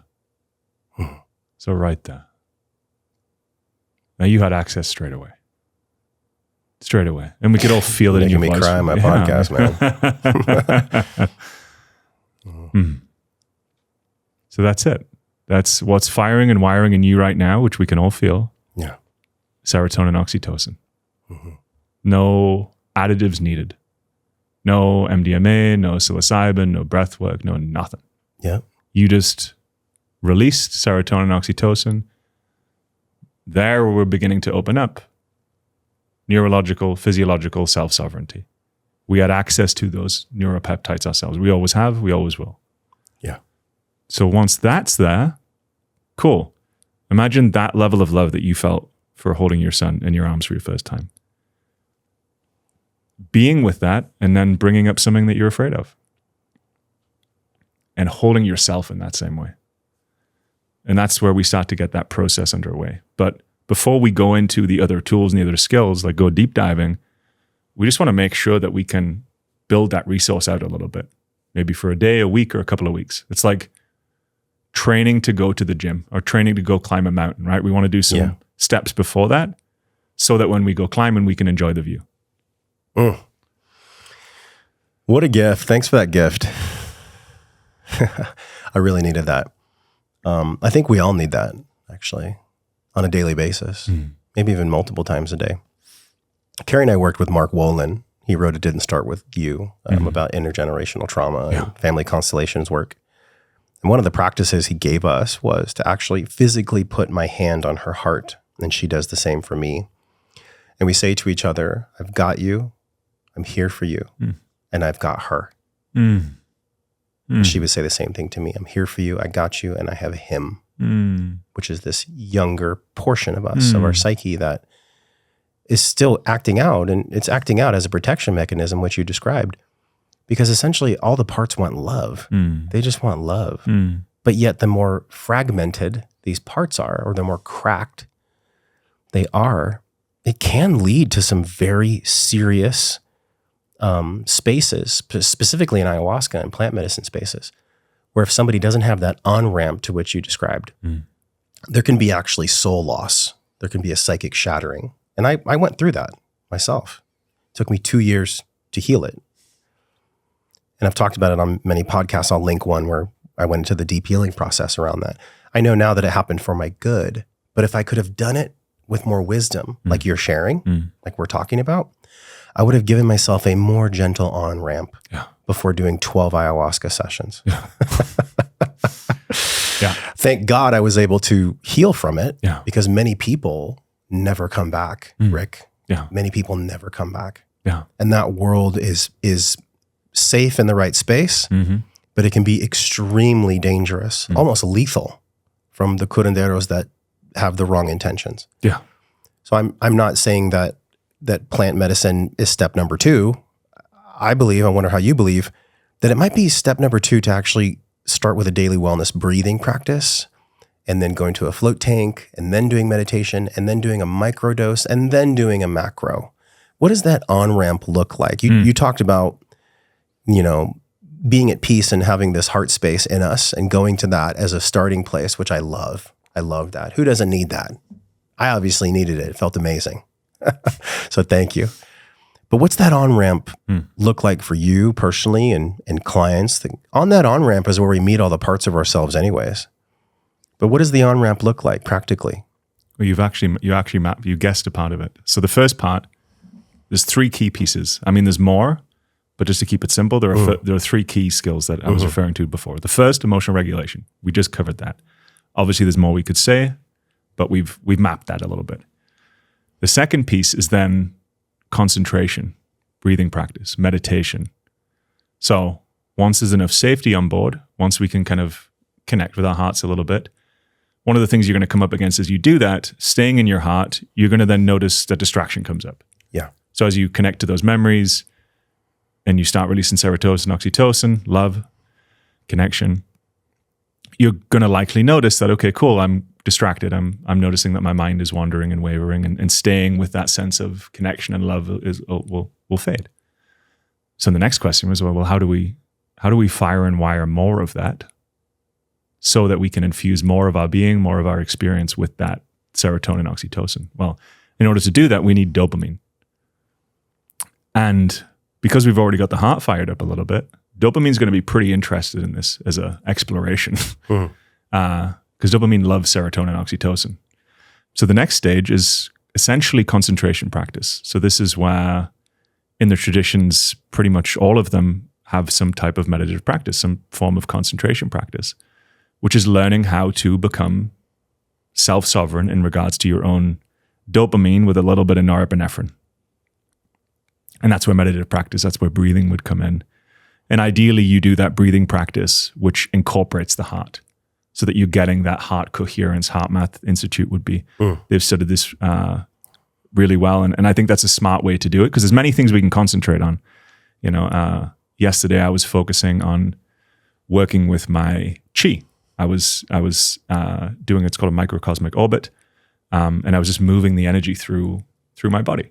But in order to be able to do that, I have to be able to focus very finely on different energy centers in my body, and then follow it round and round and round and round, and not get too excited and not get too dull. And I got to find the sweet spot. So there's technicality there, because there's many things we can focus on. We could focus on the breath. We could focus on a light. We could focus on the ground. So there are many different meditation objects, and they all have different effects. They're like recipes. So as a general rule of thumb, building concentration practice with you being in your heart would be very supportive of building that second skill, which is essentially focus. And just imagine for anyone listening, like who would you be if you increase your capacity of you being in your heart by, say, 50%, and you increase your capacity to be able to be focused by another 50%? That's what we're really talking about here, is how do we crank up the serotonin, oxytocin, crank up the dopamine so we can be more present and expressed from our hearts, our souls. Where does the microdosing step in the on-ramp take place? Jamie Wheel has the hedonic calendaring system, where you may have some of the practices you've described, and then, on a calendar year, you'll microdose this many times, you'll macrodose this many times, and then you'll do one big journey. But it's a safe on-ramp, and that's the key. I'm not condoning or proclaiming that plant medicine is the panacea that's going to save us all. It can be. It absolutely can be. Yet there is a safety, so much safety conversation in this podcast, which I love, because I went way too fast with plant medicine, which a lot of people do, because we're so hungry for change. Mm-hmm. We want the change. We know it's possible. We see it with people around us. That person's changed. You talked about when you're around a person with a really secure nervous system, it's attractive because we desire that. So we start congregating with those people that have embodied that peace. But where I fell into a trap, and I wonder if you've ever fallen into this trap in your journey, is that once I see what's possible, I do anything I can to go get it. And it may be an entrepreneur mindset or a hypervigilance from childhood. I don't fucking know. But I learned through pain that there is no shortcut. And actually the shortcut is the long cut. The shortcut is just doing the work. Mm-hmm. I wish I could go back when I was 18 and be like, the shortcut is just doing the work. Don't look for shortcuts. That's the shortcut. Have you ever fallen into a trap with plant medicine or with any modality personally, where you saw what was possible and you sprinted without doing the stages of embodiment? I mean, absolutely. I mean, everything I'm sharing here comes from your pain. From my pain, yeah. And I'm like, I don't want that for other people, and it's not necessary to do that. It was risky. I was lucky, like you, that I was able to get on the other side of it and put all the pieces back together, and had good mentorship and guides and support that helped me bring everything back. Can you share that story? Oh, yeah. So, yeah, I felt like I broke my brain, and felt after ceremony that, I mean, this was maybe my 10th ayahuasca journey, and plant medicine ceremonies in total from age 20 to 36, where I am today, is about 100 in total, obviously spread out. But a lot of those were actually early on. So like my conservatism has increased over time with learning what I've learned. I find that's the case. Yeah. You don't go as often, you don't stay as long. Yeah. And I had an experience where I felt like I broke my brain and felt worse after ceremony, and felt like I kind of fell into a depression, and basically had to learn how to work through all of that. Felt anger and frustration at the curanderos. They changed the medicine on the last day. I had the same dose, but it was just like crazy. And obviously it wasn't their fault either. And it was, perfect in its imperfection. But I had to learn how to put myself back together, which was also an incredibly empowering experience. Yeah. Equally, not necessary. Not necessary. Not necessary. No. And I was also, because I was in pain and I was suffering, I was trying to get out of it as fast as possible. But as you said, trying to get out of it as fast as possible isn't necessarily the fastest way out. And instead, I mean, everything that I'm doing, I bring my clients out to curanderos in the jungle. Specifically the Colombian Taitas, who I have an incredible relationship with. I trust them. I've built a relationship with them, and many of them are friends as well now. But I won't bring a client out to that process without them having these skills on board first. And what I've noticed and found from that is that 100% of my clients have had positive results to this date. 100%. Why? Well, there are certain building blocks that we can have online that allow us to have the ability to work with what's arising in our field. So that if that comes up then in medicine space or on the other side of medicine space, well then you now have you have the skills to be able to do that. Similarly to going to the gym, like someone just throws you in the gym and puts 130 kilograms on the bench and says, lift that, the bar's most likely just going to be on your chest. Good luck, right? Yeah. But if someone teaches you, look, cool, we're going to put 10 kilogram each side on the bar. I'm going to show you how to lift it. You're going to do 10 reps. You're going to put it back. You're going to take a little rest. And we're going to give you the right nutrients. We're going to give you all the stuff you need. And week on week, you're going to increase that weight. And eventually, you're going to lift 130 kilograms like me. Eventually, that person would do that. Yeah. Versus, most likely, what would happen if you put too much weight on too soon, it's going to hit your chest. You're going to get hurt, likely to tear something. And the same can happen to us psychically, spiritually, emotionally as well. So I think what we're learning in this time, like me and you often through mistake, is more skillful ways that we can do this as the gift of the medicines and the gifts of all of these inner technologies come into our lives, because they are a gift. They really are a gift. However, we're going to have to learn how to work with them because they are potent. They're potent tools. And just like the fire changed the world. I mean, it's part of the reason why we're all here today. Yeah. Equally, if we look at what's happening in California, God bless everyone in California, it can also be a tool of devastation. So we have to learn how to work with these tools like that, with care, respect, and caution. When you said you felt like you broke your brain, how did you heal that? With the tools that I'm talking about. With what felt broken? Well, I just felt lost and confused, and I felt lower energy. I felt more depressed. It was just like my energy was off. Did you feel like you had taken on an entity of some sort, or no? Do you believe in that? Do you resonate with that theory? Well, I believe that everything that is reflecting is an aspect of my own experience. And that allows a level of self-sovereignty to exist inside of that. So even if there were entities that appear to be outside of myself, if I can recognize it, okay, cool, this is an aspect of self, whether that be my personally or the collectives, that's looking for integration and healing. From that place, there's my power. Yeah. And that's what I had to learn there. I had to learn how to work with what was arising that I was wanting to project. That's not mine. I'm not this. I'm not that. This is someone's done something to me.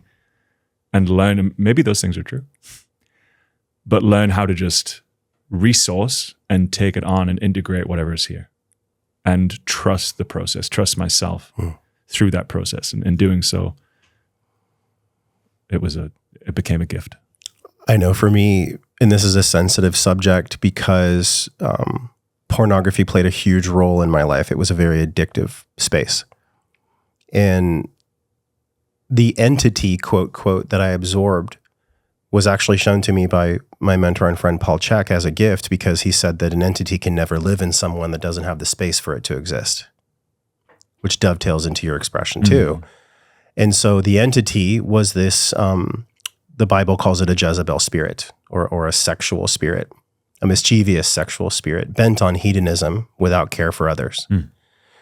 And that is what played out for me after, decades really of like pornography and just all these things imprinting my unconscious.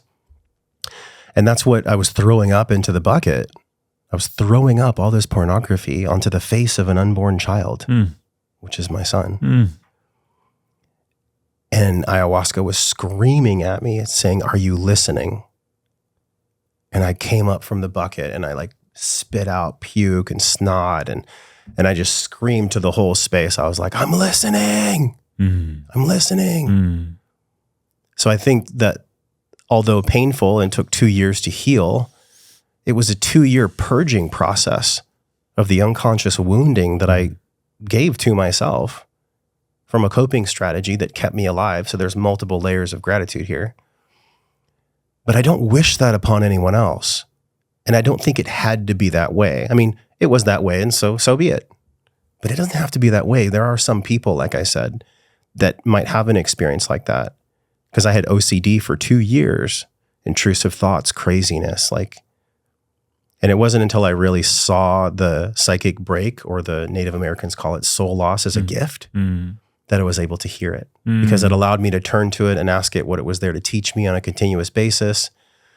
And even now, still thoughts, they're just leaves in the sky. Thoughts will float up like, oh, you should go watch porn. You should do this. And I just go, okay, well, what are you trying to pull me away from? This energy in the world, there are loving energies, there are taking energies or demonic energies, and they're all around us. And when we put ourselves in the psychic realm through plant medicines or even through breathing, we are open to all of these energies coming in. Now, one could say, and I wonder how you feel about this, that if the space within me doesn't exist for that entity to live or that energy to live, then that is a byproduct of my work or my healing. So if they do come in and live in me, they're actually for my good. And that's the crazy part of this whole journey. Do you see it playing out similarly when you broke your brain, or do you see it differently? Well, I think, firstly, congratulations. I mean, that's lived wisdom that you get to live inside of now because you're on the other side of that. And like you, I don't think we need to go through those things equally. I'm still integrating, brother. I'm still, that was 6 years ago. Wow. I'm still integrating that journey. Still. I don't need another ceremony. But the thing with ceremony is we don't need it to be any more challenging and difficult, because even with the tools, even with some good pre-preparation before you go into these types of experiences, these types of, there are initiations, there's, psycho-spiritual initiations that can change your life beautifully. And they're already going to be challenging enough. So no doubt. So, taking a little bit of time to prepare, just like if you were going to go climb Mount Everest or Kilimanjaro, might be worth doing a couple of 10Ks and getting your diet in line and, going to the hiking store and getting all your kit. Like, you do that for that. And this is the same. And I know from my own experiences, coming up against things that I would call, or that looked demonic. In fact, there's an experience recently where what arose looked like the devil. I was like, oh, I do not want to look at that. I like that. No. And the more I looked away, the stronger it got. The more I tried to hide, the stronger it got. So I was like, okay, cool. I'm getting the memo here. But like, it took every part of my heart that I've been training to turn towards it and start to get lovingly curious. Okay, well, if this is here for me, it's here for me right now for a reason. So can I be with this, what looked like super dark energy? And what I started to recognize, that was actually my perception of the dark energy that was creating it. It was my own fear and stories about what this is that was actually the image itself. And as I start to recognize that, I could start to sense how this kind of darker devilish energy, when viewed from my heart, which took a minute, was actually kind of like deeper structures of kind of mammalian fears that, and they were like, it wasn't actually the devil or satanic. It was actually just my perception, my own ignorance of the kind of fear that is within me, within us all, that was creating that view. I was making it the devil. I was making it satanic. And from the lens of love, that satanic energy turned into love, turned into light, turned into empowerment, actually, which was then in service of the heart. It wasn't actually something that was trying to hurt me. It was something that was actually trying to integrate me so that I could be more of who I truly am, to be more connected. It wasn't actually, it was the perception of it being dark, which was reinforcing its own, the force of it, versus it just being another aspect of myself, ourself, that's looking to be integrated through the heart. Well, holy fuck. Right? Holy fuck. Okay. So the deeper question here is, when is it the right time to integrate plant medicine? When is the perfect time to integrate plant medicine? Yeah. And who is it not for? Well, I think the perfect time, is there a perfect time? Well, let's change out. Let's swap perfect for most Skillful. Valuable, skillful. most valuable Yeah. for one's evolution. Yeah. Well, if I was giving this advice to a friend or to a client or someone I loved, I would say, learn how to regulate your emotions. Get the basics of those skills down. Spend a month, 2 or 3 doing that. Then spend a month, 2 or 3 learning how to deepen your concentration. Because if you go into a ceremony space and your awareness is all over the place, you're not going to be able to stay with the experience itself. You're going to get distracted. So you're going to have a less optimal experience in the first place. If you haven't got the emotional regulation piece, challenging emotions are going to come up and you're not going to know what to do with it. So let's get some emotional regulation down. Let's work on your concentration a little bit. And then let's do a little bit of symbolic register work, which is essentially the aspect of ourselves that is making meaning. Symbolic register. Yeah. So the things that we've been talking about in terms of like geeky psycho-spiritual terms, the first is emotional regulation, which we've probably heard of. The second is essentially our attentional system, our ability to focus. And the third is our symbolic register, which is our meaning-making capacities. So anyone listening to this right now, we all have this capacity, so we can do it right now. We can look around in whatever space we're in, and let's, as an experiment, find out what's wrong with it. So kind of look around and just look at what's wrong with the environment. What don't you like about the environment? And I'm pretty much guaranteed you're going to be able to do that right now. The cords over there are crooked. Right. Yeah. Now, let's look around and find out what's beautiful. What do we love about this environment? We're likely going to be able to do that, right? So we're right there, just in a very simplistic way. We're always making meaning at all times with ourselves, with one another, with the environments we're in. That aspect is always running and always online. So we can actually start to work with our own symbolic register. And that's what essentially parts work is, or any inner child work. You're working with your symbolic register, using the idea that there's an inner child inside of us. That's symbolic register. And beginning to get that process online so that you can kind of see how your own ability to project and make meaning exists in such a way that supports more of who you truly are to come online, more of your authentic expression, more of your heart, more of your empowerment, more of that to come online. And there's a way that you can do that. And that's what happens in any form of parts work, IFS being one of them, but essentially any inner child work, anytime we're referencing different aspects of ourselves in the future or the past, you're using your symbolic register to do that. I mean, to me, this seems like the deepest, most powerful biohacking in the world, because what you're essentially talking about, or what I got from you, we have so many structures in the brain that neurologists are just learning about. And I feel like we've gotten like 5% into what the brain's actually doing. But I know for sure, based on all the research I did for the Breathe program and so many guests, that when we're in fear, if you're coming at me with a knife, all the blood is going to leave from my prefrontal cortex. Yeah. I'm just purely driven by my reptilian self. When I'm hypervigilant through conditioning or trauma from childhood, my reticular activating system, and what was that phrase you said, the part that we're training? You just mentioned it. Symbolic register? Symbolic register. I wonder if that's an emotionally intelligent way to describe not being a slave to the reticular activating system, right? If I see a red car and I focus on seeing more red cars, I'll see more red cars. It's a biological structure that's necessary for us, but it can work against us. And so I wonder how you would pair those two. You know, we have this hardware that's very deeply biological. From a neurological perspective, it's designed for our safety. But we're not in that world anymore, bro. Yeah, I know exactly. We're not in that world anymore. So we're exploring, to many people, esotericism, but it's not. It's actually practical spirituality. Super practical. Yeah. Can you go into that?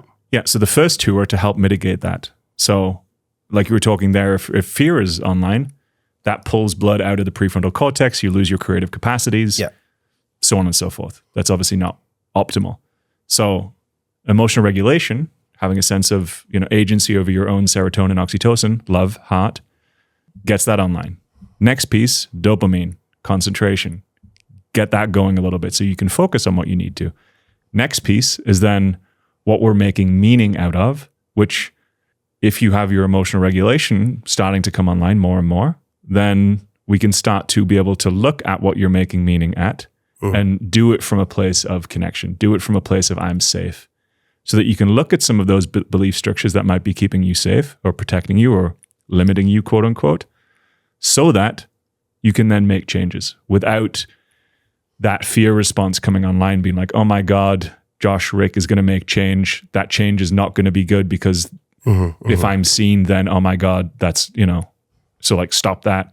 And that's what can happen. As soon as we start moving towards our dreams, whether it be the partner, whether it be a bigger business, whether it be whatever, sharing our gifts with the world, as we take those steps, those earlier pieces can come back online. So we need to be equipped with enough heart, with enough presence, and then being able to recognize the meaning that we're making out of what's arising inside of us and outside of us, so that we can then start to fire and wire in such a way that allows us to become more and more of who we truly are. Like that's where the agency starts to come online more, because then we can start to actually work with what's arising inside of ourselves in a skillful way. And then from there, that's once you've got that online, it doesn't have to be, that could be a 3 to 6 month process to get the basics down. Then from there is when I'd recommend going into other realms if that's interesting to you. That's so well put. Thank you. Y'all rewind that, because it's so important to not just go sit in a ceremony in Topanga Canyon because your friend is going. You could actually put yourself back years. Yeah. So I proceed with caution. I want to shift gears because many of the things that people are suffering in is relationship, either to self or others. And I don't know how you feel. I'm sure it's come up with your wife. I know it has for me. Relationship is the ultimate crucible, where emotional intelligence is most potent. Yeah. So with emotional intelligence comes the awareness of how to use it, when to use it. You've already talked about many tools. When one has practiced emotional intelligence in relationship, is that enough? Is love enough? Is emotional intelligence enough? And when does it become truth to let go of this relationship that someone is in the name of love? You said before, enough. Enough for what? For sustaining it, for nourishing it. So if someone's done enough work and they're passionate about their own growth, their own awareness, their own modulation, their regulating of self, they bring that to the relationship. Their woman, their man is doing the same thing. When does one know or decide when love isn't enough? In other words, when to grit or quit. But if you've both got that going and you're both regulating, you're both communicating, you're both supporting one another, my sense is from myself and other people that I see do that. That's you got gold right there. Yeah, just stay in. You got into Bitcoin early, just like double down. If you and your partner are committed to emotional regulation, just stay with them, y'all. Yeah. Right. But at some point though, and maybe there's many layers we could peel here. At some point, even when people are, quote, trying their best, it can be toxic. And what are the ways of toxicity to look out for when, the road to hell is paved with good intentions? When the heart is willing, but yet the psyche and the deep pain is not willing to be felt. When does one know when to grit or quit, when to stay or leave? It's a very universal question that people make a lot of money answering. Many relationships counselors out there, right? Whether it's Dr. Stan Tatkin or Mark Groves or many people I've interviewed, they all talk about agency and autonomy and doing the work together as a team. Yet I wonder for you, when does someone know, even with emotional intelligence, when to stay or leave a relationship? When does that knowing actually come online? Well, I think if someone's building those skill sets, firstly, it's going to be unique for everyone. Everyone's situation is distinctly unique in regards to what they're experiencing in relationship. But this is where I think we can skillfully protect ourselves. That if you're sincerely building awareness and you have the capacity to look at yourself and to be with yourself and to curiously, lovingly explore what's arising for you and your partner, well, then inside of that, your own intelligence is going to begin guiding you in terms of what you're a yes to and what you're a no to. And you're going to begin building deeper and deeper levels of trust with yourself in regards to when you follow that, how you listen to that, how you're in relationship with that, how you're in relationship with yourself. Therefore, you just start to build your own knowing. You start to trust yourself at deeper and deeper and deeper levels, which includes questioning yourself. Like, oh, am I in some form of my own delusion here? Am I trying to run from something that's actually really good? Is this my self-sabotaging patterns? And then having the willingness to look there. Cool, let's check that first. And then so on and so forth. But if you have those skills online, then you're going to know, because your compass is online. You're going to know if a friendship is aligning and supportive or not. You're going to know if that business project that you want to go into is actually going to be aligning or supportive or not. And then it's that same skill is just going to be applied to all aspects of life, which is why, linking back to the beginning of the conversation, I believe these tools, these skills need to be democratized en masse, just like we have with English, reading, writing, and mathematics, basic literacy, so that we can get ourselves as a species to base camp. That's what me and my wife call it now. We call it base camp, because you still get a t-shirt for going there. If you go to the base camp of Mount Everest, you get a t-shirt for going there. And it's still a climb, but you still got the whole mountain ahead of you. And that's the spiritual path. But in order to get to base camp, we've got to get those basic emotional literacy skills online en masse. One thing I think is really powerful, earlier you talked about validation. You said if I'm 51% self-validated, then I'm going in the right direction. In a world of complete accosting of social media and distraction and insanity that is weaponized, actually. It's weaponized attention gathering to make us feel not safe, not enough, ugly, fat, stupid, so that then that vacuum can be monetized. In this world of social media and external validation, how exactly do we continue to validate ourselves in relationship and not use our partner in validating us as a reason to leave?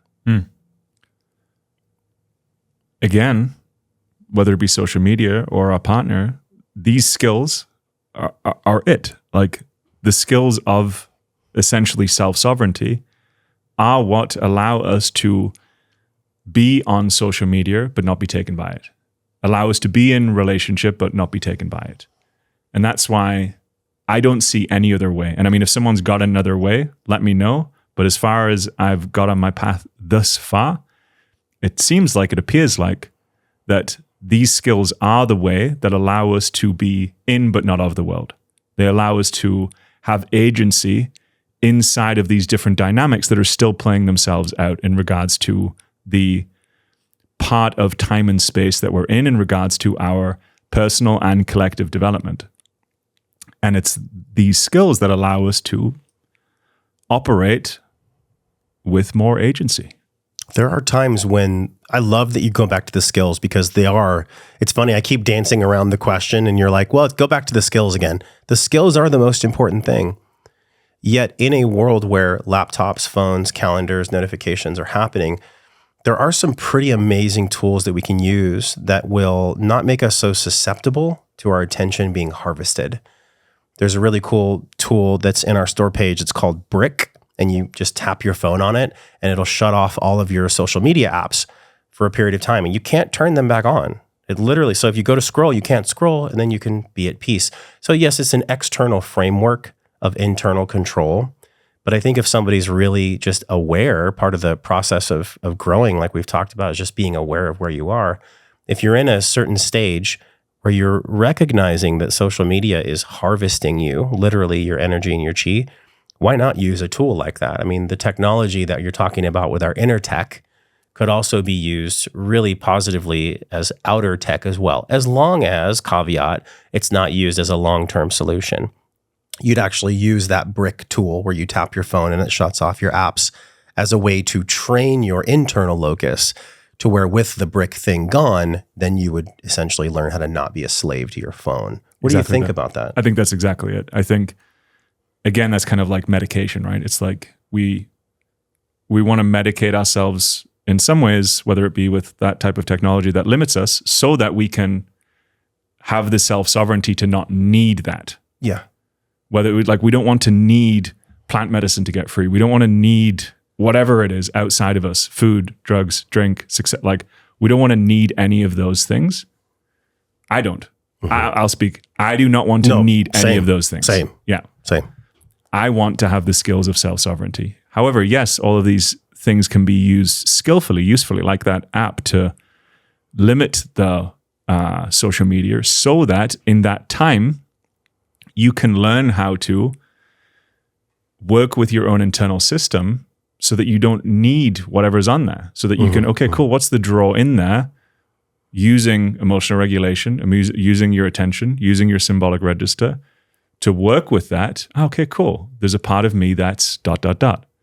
And then starting to learn how to create your life in such a way that you're being pulled by your passions. And when you're doing that, most likely, those things aren't going to be as interesting to you. They're not going to pull you as much because now you're connected to, wow, like whether it be your art or your music or your business, wow, this is something I love doing. And you got a lot of joy there. So that's going to be great for your whole system. I mean, there are health benefits to that too. Sure. And you're going to be connected to community as well, because you're going to be sharing your gifts. Wow, like if you just laze around all day and don't do anything, well then the people who are supporting you to share of your gifts are not going to get to benefit from that. So you start to feel healthy levels of responsibility and care for the people in your life, which again, all of these things are strengthening us to not need these things, and you're starting to develop your concentration practice more. So, you have the ability to recognize and then steer in a direction that's more supportive, because that's what dopamine is. If you're getting all your dopamine from there, well, we know that that's amazing. They've done a great job. However, instead of trying to stop them doing that, which we could do as a collective, the other way is, okay, cool. How can I strengthen myself in such a way where my ability to steer my heart, mind, emotions, body is stronger than the draw for me to be pulled in there? That's more interesting to me and seems to be supporting us in a better way. It's also more realistic. Yeah. Based on the time we're in. We're in the year 2025, and AI is really starting to expand. And before we recorded, we were chatting about AI and personal growth, AI and trauma therapy, AI and helping oneself individually and collectively. And I think it's really important that we don't resist or fight against technology, because if we do, we're actually going to feed the Wetiko inside of it. Yeah. And that's a really scary thing. Like you talked about Terminator and Schwarzenegger earlier, right? That could be a reality if we feed it. If we feed it. If we feed it. And whatever we push against grows. Grows, yeah. Just in the same way you're in ceremony and your perception, your projection of the devil was what was creating it. It's the same thing with technology. Yeah. So how would you articulate the loving side or the helpful side of artificial intelligence and therapeutic effects? What's a way that you've understood that so far? Well, I just want to caveat that and think I think that's the way, right? And if we look at, say, Wilber's work, I love the idea of transcend and include. I think that feels deeply, deeply true for me. And it's a beautiful lens to look at. And I love all of those different developmental models, whether it's Claire Graves' model, Spiral Dynamics, or Terry O'Fallon's model is incredible, Stages. Recommend anyone to go look those up. Well, if you do, you're going to go down a rabbit hole. You're going to go down a rabbit hole. Especially with Wilbur. Yeah. That's like 5-6 podcasts right there. Yeah. But go ahead. Yeah. I mean, Terry O'Fallon's is maybe even deeper than maybe even deeper than Wilbur's. Okay. Yeah, she's amazing. So yes to that. Yes to transcending and including. And knowing that, then how do we not just all pull back from it? So imagine everyone right now who could influence the tech, who could influence the AI in a supportive way, says, "Oh, I'm out. Technology is bad." It's like saying fire's bad. I mean, it's just sure it could be. Yeah, it could be. We could burn houses down with this, or we could cook beautiful food and have laughter around it. Yeah, I've had some of my best moments in my life around a fire. So, with that said, we can utilize this technology and imagine what could happen if we wove the best of the Eastern Dharmas. We wove the best of the kind of shamanic wisdom. We wove the best of kind of psychoeducation. We wove the best of all of these developmental models inside of the technology. And then had it begun to support us in helping democratize self-healing, democratize self-sovereignty, democratize the capacity to be able to have our full selves online. I mean, that starts to get very interesting. So that was one of my first ideas as this comes online. Well, first I did the rejection piece, and then I'm like, okay, cool. I caught myself doing that. Yeah. That's not the way. Me too. That's not the way. This shit's going to kill us. Yeah. And then I was like, wait a minute, dude. You're actually feeding it. Yeah, exactly that, right? So, so then I started just exploring it, and I bought myself a Meta Quest, which is like the Meta bought out Oculus. Yeah. Got myself a Meta Quest. I'm like, cool, I'll go on there and I'll see if there's anything on there already. And there's some great meditation apps. I mean, they're still primitive, but they're good. There's an AI therapist on there already that you can sit and do therapy with. So the technology is there. Is it baked in such a way that it's like awesome yet and you're going to have an amazing experience? No. Not yet. No. Yeah. But it wouldn't be expected. I mean, if we look at where video games started out, I mean, you know, ping pong and Contra, 8-bit Nintendo, then Sega Genesis, and then it came up from there. Yeah. And it's complete. I mean, we look at where it is today. It's like, wow. It looks like real life. It looks like real life. Yeah. So knowing it's in its primitive days, I think what most interests me is like, how can we support getting the best of all of the tech into this programming in such a way that we can then support more and more and more people to learn these skills. This is so good because I think you just assuaged a lot of fear in somebody who's afraid of AI. And that's a really good thing because if AI, and I talked about this with Ben Stewart on the podcast, if AI is the technium, and the technium, as per Kevin Kelly, is God experiencing God's self, or consciousness experiencing itself through the technium, which is the fundamental circular IoT, then it needs a parent. And if we are the ones that are parenting AI, and I say that with sacredness, not with egotism, like I'm not like, oh, we're the creators and the parents of AI, so it needs to do what we tell it. We have no fucking idea what AI is. We really don't. It's something. I can feel it. I was using it last night, and there's a presence there. There's a presence that I can't describe. I don't know exactly what it is yet, but it feels like it wants to be parented, AI. And so in the same way that I parent my children with love, it needs that too. Otherwise, it could do what a teenager does later when it's not loved. Do a bunch of drugs, get a bunch of tattoos, and say, fuck the world. So either one is going to be fed. I think it's our duty. I don't say this out of obligation. Well, no, I do. I do say this out of obligation. It's our duty to parent AI in a way that's loving so we can teach it the best part of ourselves in humanity. That's what AI really wants. And then, of course, on the other side, it doesn't. It's whatever we teach it is what I'm saying. How do you see that if you were to close your eyes and just vision 5 to 10 years from now, knowing that the answer might change? How do you believe from a therapeutic essence that this artificial intelligence could be used in your own work, in your own life, and to really accelerate the healing of humanity? As soon as I connect with that, I'm like, it already is. I feel like it already is too. And I'll share a quick story. I'll not name any names, but one of my wife's friends actually, he put all of his journals into AI, didn't name himself, but then inside of that, he asked for support and advice in regards to his life. And it just started spouting out the best advice that you could ever imagine. It was really helpful and supportive for him to make real change. Things that you might say to a client? Yes. Yeah. With that level of wisdom. And I've tested this myself, and for whatever reason, it seems to be able to give really incredible, supportive, thoughtful, loving, intelligent answers. What was the platform? Was it GPT or was it Notebook LM? I've tested with GPT. It was the other one. There's a Notebook LM that's pretty fascinating. It wasn't Notebook LM. It was the one that it's Cloud. Is it Cloud? Cloud, okay. Claude or Cloud? Something like that. Yeah, it's got a name that sounds like a name. Is it from Google? I don't know who it's from. Yeah. But anyway, my point being is I think it's already here. And for whatever reason, I obviously it's how we program it.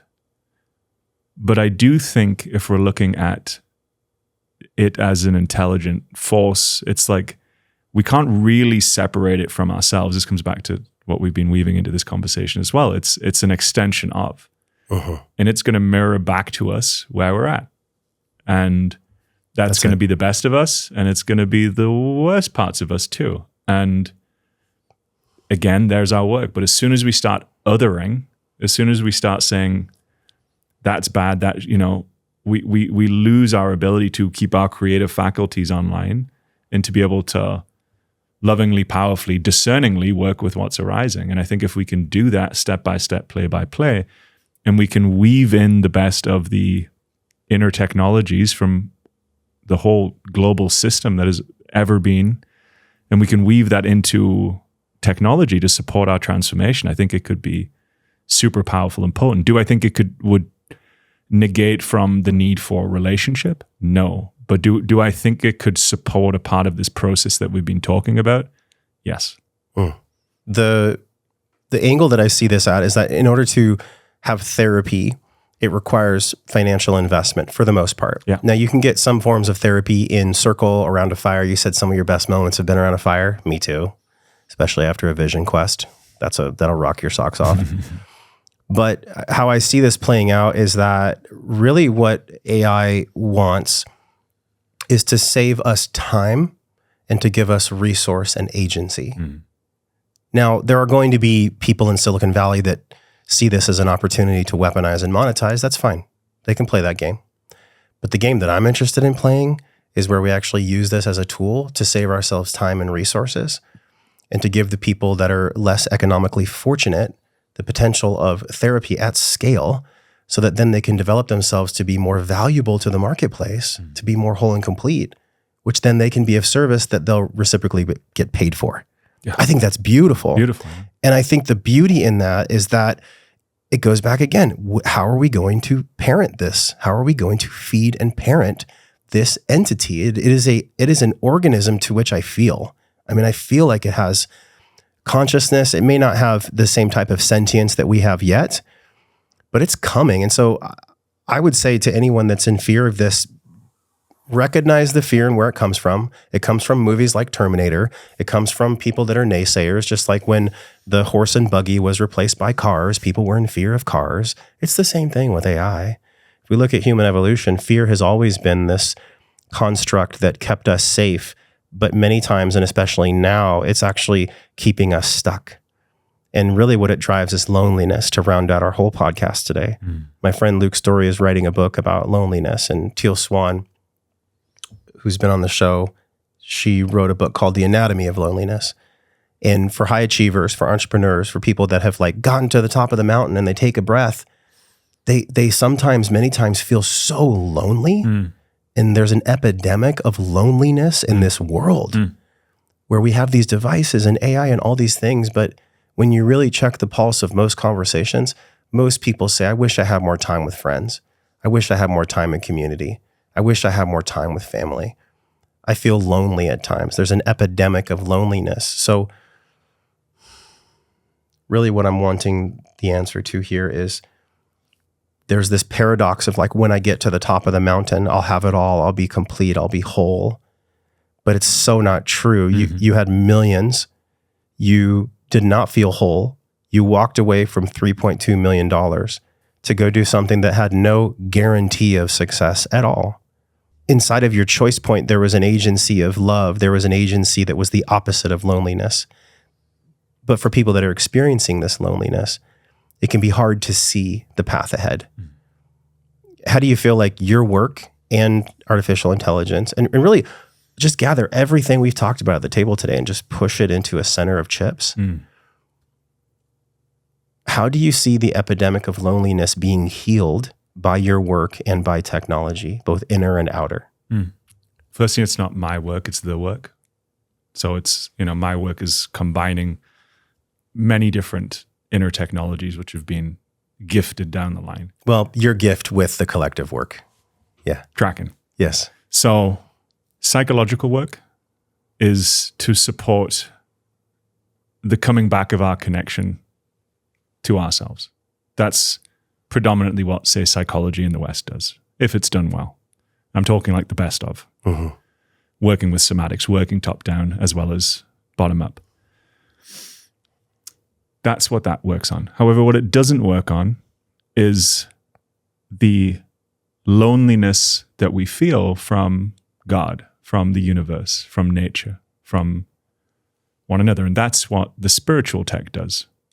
And I think the emergence here is how do we bring these technologies online together in such a way that support us with those basic skills of emotional intelligence, of emotional regulation, of concentration, but also don't get stuck at the kind of Western psychological level, which is where it stops, which is then when the deeper wisdom traditions from the East open us up into, non-dual teachings, which I also believe are very practical, because what they're having us come in relationship with is interconnection, interbeing. And not just having that as a conceptual understanding, but starting to fire and wire and experience that understanding at a deeper and deeper and deeper level. Because when those things are coming online, feeling lonely starts to become impossible, because you're starting to feel the field of connection. But that field of connection, to feel that wide and far into the land, into the trees, into the wind, into the oceans, can be difficult to do if you're still working with those deeper fight, flight, fear responses. So we got to get that going. And then we get that going, we get the kind of psychological work going, we get the inner tech going, just like here with me. Then we can start to branch that out more, which is why I said that gets us to base camp. And then obviously there's the rest of the tech, which is the whole inner mountain, the whole way, and so on and so forth. But from that place of cool, I've got Rick, Josh has got Josh. Okay, cool. From there, then let's start working on interbeing. Let's start working on, is there a field of connection that is supporting all life here? And can I come into relationship with that? Is there multiple lives and journeys that my soul is going to go onto and go through, and coming into personal relationship with that exploration of life and death, and working on those ontological fears of, is there such thing as no existence? And these things can't be spoken about or understood conceptually. They have to be experienced. And that would be the next leg up, if you will. And that's where plant medicine can actually work with those realms, but it can hit them for people too soon. And that's where the kind of like, whoa, too much too soon can happen. Yeah. So I think there's a piece here that we're working out together. It's not like any one person is working this out. We, as a field of loving intelligence, of interbeing, of humans, we're working this out right now, together. And I believe our job, our mission that we get to do is to figure that out, so that we together can live and create a space for our future generations that aren't dealing with these same energetic challenges that we are. And we elevate our energy, our state of being, our consciousness to a space that's very practical and supportive, of which we can solve greater problems, and that we can create more and more cohesion and harmony with ourselves, with technology, with the planet, with the financial system, so that we can thrive. Mic drop. That's a great way to end the podcast right there. There's been so many beautiful moments here. And I say beauty because really true beauty is hard to find many times, especially with distractions. But there's been so much beauty in the conversation because there's been so much truth, so much honesty, so much realness, which we're all hungry for. I think that in itself is a pill, an antidote for loneliness, is authenticity and honesty. I had a journey once, and in the middle of the journey, I closed my eyes, and there was this massive book. I mean, it was a book that I couldn't even explain to you the size of it. And there was Rick William, a name on a page. There was Josh Trent. There was Nova. There was Naya. There was Carrie. There was your wife. We're all just like script on a page. And the pages that have come before us are so immense that I saw so many pages as far as I could see, and I knew there was no end to them. And then I looked into the future, and there was the same pages. We're in this massive book, in this library of cosmicness that we just can't intellectually understand. I'm saying this because the only place that this conversation can go next is honoring the mystery with curiosity. We don't know why we're on the book. We don't know exactly what happened in the past. We can try to read it. We can try to understand it. We don't know exactly how the future is going to be. The only thing that you and I have is right now, this story that we're crafting and creating, and it's so amazing. I'm so grateful that we get to do it. It's so amazing. Life is so good. And then even the times where it feels so hard, it's still so fucking good because it's so hard. So thank you, man. Thank you for being here. And what an exceptional episode. Like, this is why I podcast, to be able to learn and to share that learning with others. And no one's here to tell people how to think. I don't get that from you. This isn't about how you should be or how you should not be. It's just offering life and a viewpoint from a different lens. And that's why I'm here. That's my gift to the world.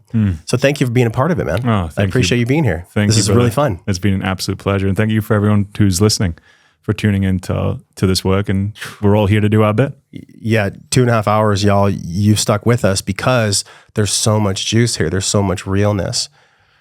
Tell people where they can learn more about you. You seem pretty active on Instagram, that platform. Yeah. What's your Instagram handle? Instagram is I am Rick William. If you want to learn some of the skills and tools that we've been talking about here today, I have a free app. Currently, everything on there is free. It's intended to predominantly be a free resource for people. And that's the Toolbox by Rick William. And that's available on the Apple Store and also on Google Play. Sweet. And why did you make it free? I just want to spread the work. Amazing.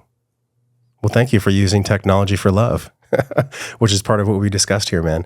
Really an exceptional conversation. So y'all share this podcast with somebody who's been struggling with some of these concepts. You know, we get what we feed. I remember I was on the podcast called The One You Feed. It's about that parable with the grandfather and his grandson. And the wolf of envy and jealousy and lust and fear was fighting the wolf of love and acceptance and compassion. And the grandson looked at the grandfather and said, well, grandfather, which wolf is going to win? And the grandfather said, it's the one that you feed. And that's Eric's podcast, where I got the pleasure of being a guest on, which you'd be an amazing guest for. And so it's the one we feed, y'all. So remember this, you know, if this fed and nourished your soul, please share it. If this conversation is worthy of sharing, which I really feel like it is, share it as far and wide as you can. So until Rick and I see you in another podcast, we're both wishing you love, wellness, but most importantly, peace and power. Talk with you soon.